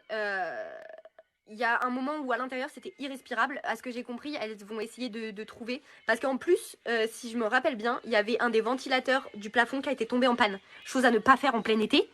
Parce qu'il faisait très très chaud, je me rappelle, il faisait très chaud. Mais en soi, c'était vraiment super. Il y avait de quoi manger, de quoi boire. Les auteurs étaient incroyables. Enfin, franchement, c'était vraiment vraiment très très très très cool. Tu peux nous parler de Ouais. l'histoire des damnés? Ah, l'histoire des damnés. Oui, je veux, un petit peu. L'histoire des damnés, bah, c'est mon manuscrit que je veux envoyer à Plume du Web. Il traînait dans ma tête, et bah, je me suis dit pourquoi pas le finaliser. Donc là, j'ai 2 semaines pour le finaliser. Et l'envoyer. Alors, l'histoire des damnés, donc c'est l'ordre des damnés. C'est l'histoire de Zéphyr. Qui subit un massacre, qui voit sa fille, sa vie en fait partir en fumée quand elle a 5 ans. Ses parents sont tués devant elle, ses frères et sœurs, la totalité de sa famille, et de l'orphelinat où elle habite. Donc tout est tué. Et il y a une femme en fait qui la sauve, donc la matrone Elisabeth, et qui lui dit je vais te transformer en tueuse. Tu n'as pas le choix, je t'ai sauvée, je te transforme en tueuse. Donc toute sa vie, elle voue en fait sa vie à l'ordre des damnés. Et pour devenir une damnée, il faut faire un certain nombre de missions. Et en fait, elle a une dernière mission avant de devenir une damnée. C'est de tuer celui qu'on surnomme le diable, donc Daemon. Et Daemon, bah, il apprend. Il est pas très très content de ça. Pas très très content. Donc il décide littéralement de faire genre je marche dans ton jeu pour l'enlever. Voilà. Se venger. Et après, bah, ainsi de suite se passe ce qui se passe. Donc, J'ai 2 questions pour toi. Première question, pourquoi est-ce que tu as dû retourner chez tes parents et quitter ton appartement? Si tu veux dire ou pas. alors, c'est une question qui m'a été très souvent posée, qui a été très longtemps un sujet très compliqué pour moi. Je suis rentrée chez mes parents parce que mentalement ça n'allait pas. J'étais dans une période très compliquée et que des choses de la vie ont fait que je devais retourner chez mes parents. Ça a été très très compliqué à le vivre parce que moi je l'ai toujours dit, j'ai un cerveau qui est là-dessus. Je me suis pas mal inspirée de moi pour Jada. J'ai un problème, c'est que quand j'entreprends quelque chose, j'ai le besoin de réussir et de gagner, sinon ça me provoque des crises d'angoisse énormes et c'est très très très très compliqué. Et le fait de rendre mon appartement, pour moi, je l'ai vécu comme un échec. Je l'ai vécu comme un échec énorme. Je n'étais pas bien. Vraiment, pour moi, c'était... même là, hein, j'ai du mal à le dire, hein, mais c'était vraiment un très très gros échec. Euh, J'étais plus bien seule dans mon appartement. C'était plus bon pour moi d'être toute seule. Donc j'ai préféré repartir chez mes parents avec mes sœurs et mon frère pour repartir en fait sur des bases saines et être entourée de gens bienveillants. Voilà. Ok, merci. Autre question. C'est quoi les tropes dans Viscéral? Alors, Enemy to Lovers. Slow burn, oui et non, parce que c'est pas un slow burn aussi développé que si c'était 600 pages sans qu'il se touche, mais on est quand même sur un petit slow burn. Je pense que c'est les deux tropes principales que les gens vont plus se reconnaître, parce Ouais. qu'il n'y a pas de mafia, il n'y a pas... voilà, c'est l'ennemi to lovers. Après, s'il y a des thèmes, ça serait plus des thèmes. Donc on a beaucoup de thèmes qui reviennent. Donc on a la manipulation mentale, on a la violence, on a la violence conjugale. Dans le livre, je parle de violence conjugale. La scarification, on a de la scarification, de la dépression, de la toxicomanie. En fait, on a beaucoup... Je me rends compte qu'elles ont beaucoup de trauma les deux, hein. Ça promet, ça promet. Donc voilà. On me demande, est-ce que l'ordre de Médusa que tu écris actuellement sortira en livre cette année? Oui, l'ordre de Médusa. Alors, ça ne s'appellera potentiellement plus l'ordre de Médusa. On aura toujours Méduse ou Médusa dans le titre parce que c'est important. Je me suis inspirée de Méduse et de Médusa, tout simplement pour cette histoire. Donc oui, normalement, il sort cette année. J'espère pouvoir le faire sortir en août. J'attends des réponses de quelques personnes très importantes pour savoir s'il sort en août ou pas. Ok. Ensuite, on me demande où est-ce que tu as acheté tes lunettes parce qu'elles sont sublimes. C'est des Zadig et Voltaire. Je les ai achetés, je crois, à Toulouse, à Chris. Ouais, je crois que c'était à Chris, mais ça fait déjà 3 ans que je les ai. Et voilà. T'as pas de code promo? Non, mais j'en ai bientôt un, potentiellement. Ah! Parce que non, mais ça me fait rire. Parce que en gros, je vous explique.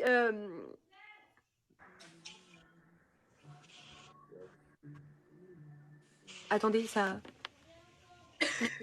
Non, mais il y a eu un bruit dans ma maison, j'ai pas compris. Non, mais à savoir qu'on vit dans une maison vraiment à la campagne. Mais quand je dis à la campagne, hein, il y a des vaches à côté de chez moi hein, qui peuvent venir dans mon jardin. J'ai 16 ans, est-ce que tu penses que je peux lire ton livre? Non, non, c'est 18 ans. Après, je peux forcer personne à lire. Malheureusement, je ne peux pas demander à Amazon de mettre une sécurité pour les moins de 18. Malheureusement. Mais non, qu'est-ce que je disais? J'ai oublié ce que je disais. Tu vois le problème? J'ai déjà oublié ce On que je parlait disais. des codes promo. Des codes promo. Dans beaucoup de mes vidéos, j'ai pas mes lunettes.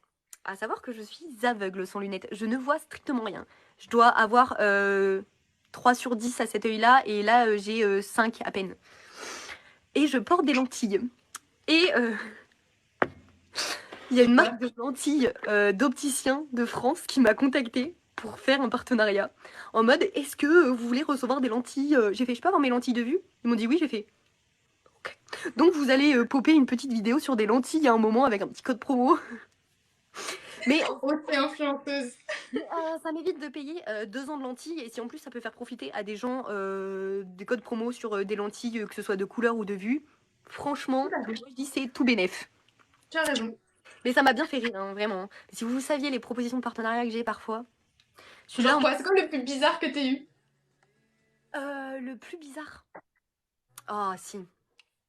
En fait, c'est pas une proposition de partenariat, mais ça a été un homme qui m'a stalké pendant des mois et qui m'a envoyé par mail des vidéos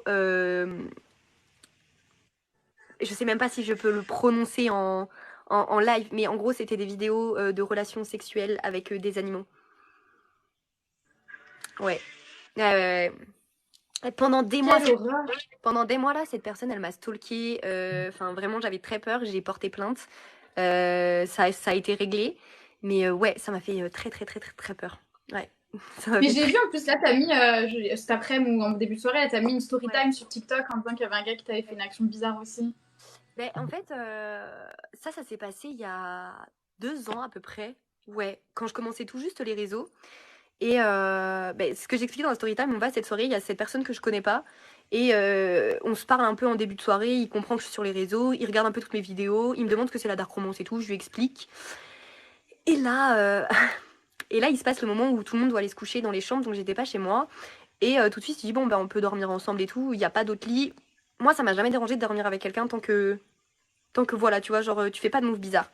On va se coucher et il commence à faire des moves bizarres. Il commence à essayer de me toucher, à me draguer. Plusieurs fois, je lui dis non. Je me lève de mon lit. Et au moment où je me lève de mon lit, il m'attrape par le bras, il me rejette sur le lit et il me dit de toute façon, je sais ce que tu dis, t'aimes ça, fais pas genre. Et là, j'ai eu la peur. Vraiment, je pense que ça a été d'un des moments de ma vie où j'ai eu le plus peur. Vraiment, je n'étais pas bien. J'étais vraiment. Je me suis relevée, je ne sais pas avec quelle force. J'ai réussi à lui mettre une claque et je suis arrivée dans le salon. Mais en soi, c'est pas ça qui m'a le plus dégoûtée. C'est la réaction de mes soi-disant amis après. Quand j'ai porté plainte, ils m'ont dit que, en gros, j'abusais, que c'était pas normal que j'ai porté plainte contre leur pote, que jamais il aurait fait ça, qu'il était trop gentil. Et en fait, j'étais en mode, mais vous êtes censés être mes potes en fait. Si votre pote vous dit que c'est un pointeur, point barre en fait. Y a pas à discuter, en fait, y a pas à remettre en cause ma parole. Donc voilà. C'était la petite story Et time. genre, le gars, en fait, il s'est cru tout permis juste parce que tu lis de la dark romance. Ouais, ouais, ouais. Ouais. Il s'est vraiment cru tout permis. Euh, Moi, j'ai porté plainte, j'ai pas retiré ma plainte, même après qu'il m'ait menacé et tout, parce que pour moi, c'était important que ma plainte reste fixe et qu'elle soit là, pour X raisons. Et du coup, non, après, je n'ai plus jamais revu cette personne, et ni ses amis-là. C'est pour ça que tu avais créé l'asso. Ouais, en fait, l'asso, elle n'a pas été créée que pour ça, parce que pour ceux qui ne le savaient pas, quand j'ai été à la fac de droit à Toulouse, j'ai créé avec 2 amis une association qui s'appelle To Save, qui est un accompagnement et des cellules d'écoute pour les personnes qui ont été victimes de n'importe quelle agression que ce soit des agressions racistes, homophobes, des agressions sexuelles. Et on faisait des tables rondes, on faisait des sujets comme ça. Et on aidait aussi, on allait porter plainte avec des gens qui ne se sentaient pas capables de le faire seuls. Et c'est une des raisons pour lesquelles ouais, ça me tenait à cœur ce projet-là surtout. C'est une super initiative. La story time du flic m'a marqué. C'est quoi celle-là? Mais je pense que cette story time, elle a marqué tout le monde. En Je suis fait, pas au courant. j'explique la story time du flic. Je vivais dans un appartement à l'époque en face de ma fac. Et au-dessus de chez moi, il y avait un monsieur qui malheureusement était malade. Donc un monsieur qui était schizophrène. Et c'est un monsieur qui pouvait devenir extrêmement violent quand il n'avait pas ses traitements ou quand il était en période de paranoïa. Et un soir, ça part très très très loin. Voilà, un soir, ça part très très loin. Et je dors et je me retrouve avec des flics qui toquent à ma porte. J'ouvre, je me retrouve face à un monsieur qui me dit bonjour, vous allez bien? Oui. Il est 4 heures du matin, je ne sais pas. Et il me demande de rentrer dans l'appartement. Et là, je vois 5 flics commencer à rentrer à la suite dans mon appartement. Et je m'assois sur ma table, je fais oui, alors on peut fouiller. Je suis en mode ok, je comprends pas en fait du tout ce qui m'arrive, tu vois, je comprends pas. Et il me dit, il y a personne avec vous? Je dis bah non. Et en fait, il m'explique que mon voisin a appelé en disant qu'il m'avait entendu hurler et que j'étais en train de me faire agresser. Bon, au moins, les flics se sont déplacés très rapidement, hein, clairement. Et de là, en fait, bon, bah, du coup, je dis aux flics, bah, vous voulez un café avant de repartir et tout, parce que je suis désolée, vous vous êtes déplacés pour rien. Et ils me disent oui. Donc, je sers un café. Et de là, en fait, à l'époque, dans cette pièce-là, il y avait ma bibliothèque. Et je vois un policier commencer à regarder comme ça, là, puis à choper un livre. J'ai peur. Il chope un livre. Et là, je le vois ouvrir le livre. Et là, je le vois exactement faire ce mouvement-là. Genre, regardez le livre, me regarder après. Et j'étais en mode. Et là, je vois le livre qu'il a dans les mains. Et bien sûr, parce qu'une humiliation n'arrive pas seule, il avait Monster dans les mains. Et bah, il est tout simplement tombé sur un post-it violet où il y a une scène voilà, où le mec littéralement met un piou-piou dans le minou de voilà, et puis il lui explose tout. Hein, voilà, donc, et qu'après il s'amuse bien sûr à avoir une petite relation sexuelle avec. Voilà, cette scène m'a mis très mal à l'aise. Et moi j'ai dû expliquer à un flic ce que c'était. J'ai dû expliquer à un policier pourquoi il y avait cette scène dans mon livre. Voilà, et pourquoi je lisais Le ça. malaise. Le malaise. Moi j'étais en mode ok, d'accord, bon ben vous pouvez repartir maintenant, plus de café, je veux plus de vous. Là, je dis, elle, on va la noter dans nos fichiers. Lis des trucs bizarres. Mais c'est ça, mais le jour, je te jure, le jour où un jour, si jamais il y a un problème, ce flic-là, il va venir à mon procès, il va dire hey, moi je me rappelle ce qu'elle a dit. Elle est bizarre. Je lui jure, mais la gênance. J'en ai eu des storytime bizarres. Hein. Pareil, je lisais dans le train qu'il y a une dame qui lisait par-dessus mon épaule et qui m'a littéralement sorti oh, la jeunesse, c'est plus ce que c'était. Mais ferme ta bouche, en fait. Pardon. Non, mais après, je suis violente, mais c'est que les gens m'énervent très vite. Les gens m'énervent. En fait, je ne supporte pas le jugement. Et au-delà de ça, tu vois, quand j'ai une petite mamie à côté de moi qui a limite 63 ans, qui est en train de lire une scène de Viscéral que je suis en train d'écrire, qui me fait oh, mais ça a l'air bien ce que vous écrivez, alors qu'elle a 63 ans et que je suis littéralement en train d'écrire une scène de torture. Moi, je suis désolée, mais bon, faut pas dire que voilà. J'adore. Ah, mais cette dame a été fan de mon travail. Tu sais que je lui ai donné mes réseaux et qu'elle me parle sur Instagram et qu'elle est déter à acheter mon livre. Mais ouais. Non, trop mignonne. Je l'aime trop, vraiment. Quand elle m'a sorti, mais vos personnages, ils vont bien? Et là, je fais, bah non, ils vont pas bien. Ah, oh, j'aime bien. Je te moque. D'accord. Trop mignonne. Je vous jure, c'est ma meilleure fan. C'est ma fan numéro 1. Tu l'as mis dans les remerciements? J'ai failli. J'ai failli la mettre dans les remerciements, vraiment. Trop mignonne. Ouais. Tu dis, la mamie, elle a dû voir tout et n'importe quoi dans sa vie, il n'y a plus rien qui l'étonne. Je te jure, elle m'a raconté des trucs, mais tu sais qu'elle m'a raconté certaines choses qui vont finir dans mes livres, hein, je l'ai prévu. Hein. Genre vraiment, j'ai vu des trucs, mais elle m'a raconté des choses quand elle est partie en vacances. J'étais en mode, d'accord. C'est ta source d'inspiration. Mais en fait, cette dame, elle a eu une jeunesse qu'à l'époque, c'était mais inadmissible. En fait, j'ai trouvé chez cette femme tellement admirable. C'était déjà, elle s'est remariée plusieurs fois. Son époque hors de question de se remarier plusieurs fois. Hein. Elle s'est enfuie de la France, encore mariée de son mari, pour partir en Amérique du Sud. Elle est revenue après, elle lui a dit frère, je divorce, j'en ai rien à foutre de toi. Enfin, cette femme a été incroyable. Truc de ouf. Il y a une auteur qui dit la mamie, faut qu'elle écrive elle-même un livre du coup. Mais je lui dis, chauffez-vous à écrire un livre. Elle me dit, oh non, moi j'ai plus l'âge. Et puis la Morgane me fait, j'ai surtout la flemme. J'adore, c'est une vibe la mamie, j'adore. Moi je vais être ce genre de grand-mère plus tard. Je vais être ce genre de grand-mère. Vraiment. J'adore. Je te jure, elle était incroyable. Et pourtant c'était une mamie. Comme quoi, faut pas se fier aux apparences. Non mais jamais. Il est 22h39 les enfants, le live est censé être théoriquement fini depuis 9 minutes. Donc si vous avez une dernière question pour notre très chère Océane, it's now or never. C'est maintenant. Et d'ailleurs, attendez juste, je l'ai regardé, faut que je vous montre ça, il est incroyable. Ah. Eh bien j'ai commencé à lire, franchement j'aime bien. J'ai pas l'habitude trop de... Par contre les dessins sont trop beaux, hein. Franchement les dessins sont incroyables. Franchement, tu sais, c'est... je sais pas, genre il y a tellement de... Les couleurs, la vibe, tout, j'aime trop. Et moi qui aime l'univers du Grisha, franchement j'ai kiffé. J'ai bien kiffé ma race, clairement. Et là, je sais pas, faut que je sorte mes livres en vrai parce qu'ils sont tous dans des cartons encore. Les gens ils me disent, oh tu fais plus de vidéos avec tes livres, ils sont dans des cartons.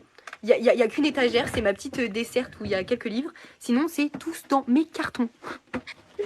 Il y aura une suite à Plumes brisées. Les Plumes brisées, tout le monde me veut une suite à Aimé et Olympe. Mais les gars, en fait, le problème des Plumes brisées, c'est que je sens plus l'envie d'écrire. Peut-être, un jour, peut-être qu'il y aura une suite aux Plumes brisées. Mais en fait, j'arrive pas à sortir l'histoire comme je veux, donc je m'énerve, je supprime et j'y reviens tout le temps. Sauf que je préfère me dire j'arrête, j'écris d'autres choses et je reviendrai aux Plumes brisées après. Mais il y aura une suite Potentiellement, c'est vraiment pas sûr. Il y a un commentaire qui me dit, bah finalement, Océane a été très à l'aise. Mais en fait, non, Ça s'est bien passé. ça s'est bien passé. Mais après, vous vous rendez pas compte, hein, mais en 2-2, là, après, je vais terminer le live, je vais être en mode tout va bien. Elle transpire sous les bras et tout, tu sais. Ah ouais, non, mais là, c'est pour ça que j'ai mis un truc en plein, croyez pas. Hein. Non, en fait, on a l'impression que je suis très à l'aise parce que je parle beaucoup et très très vite, mais c'est mon truc de. Je me touche les cheveux, je suis en mode allez hop, on respire, on y va. Oh, mais non. Il y a quelqu'un qui m'avait dit ça, qui m'avait dit oui, dans tes vidéos, t'es souvent là à te remettre les cheveux et tout. Je suis en mode oui, parce que je stresse. Oui, laisse-moi tranquille. Voilà. Bon, écoutez, à part Visceral prochainement sur Amazon, est-ce que tu auras d'autres livres dispo en ligne pour lire? Oui, oui, oui, au fur et à mesure, oui. Normalement, il y en a 4 entre 2023 et 2024. J'espère que ça plaira. Franchement, j'espère. Voilà. C'est cool. Bon, ben top. Du coup, toi, prochaine fois, réponds à mes messages sur Insta. Non, mais du coup, vu que tu viens au salon, il faudra qu'on se capte. Vu que. On fasse des trucs, tu vois. Ouais. Franchement, faut qu'on s'organise ça. Je vais te libérer. Je vais me libérer de cette angoisse de live. Je suis désolée de t'avoir imposé ça. Non, mais t'inquiète, tu me l'as pas imposé. C'est pour ça que je fais pas beaucoup de live. Genre, les gens, ils me disent oh là là, mais tu fais pas beaucoup de live. Je suis en mode j'ai trop peur parce que moi, je suis quelqu'un qui est tellement. Qui est, tu sais, tellement spontané que j'ai peur de mal m'exprimer et que ça soit déformé et un truc, tu vois. Genre, je suis un peu là en mode de. J'aime bien mes vidéos où j'arrive à reprendre ce que je dis pour pas mal m'exprimer, justement. C'est pour ça que les lives, c'est très. Voilà, mais j'ai bien aimé, c'était Franchement, pour le moment, tous les lives qu'on a fait, genre, ça a été super safe. Il y a que des gens cool dans les commentaires et tout, donc trop cool, franchement. t'inquiète. Franchement, bah écoutez, là c'est l'heure, vous savez quoi, je vais mettre mon pull, je vais me démaquiller et je vais aller lire. T'as bien raison. Dans la vraie vie, ça se passe comme ça, on reste pas on flic maquillé, non, non. Là, je mets mon pull doudou, je vais faire mon chocolat chaud et je vais aller lire. Eh ben, bonne lecture. Et merci d'avoir participé. C'était trop trop cool, franchement.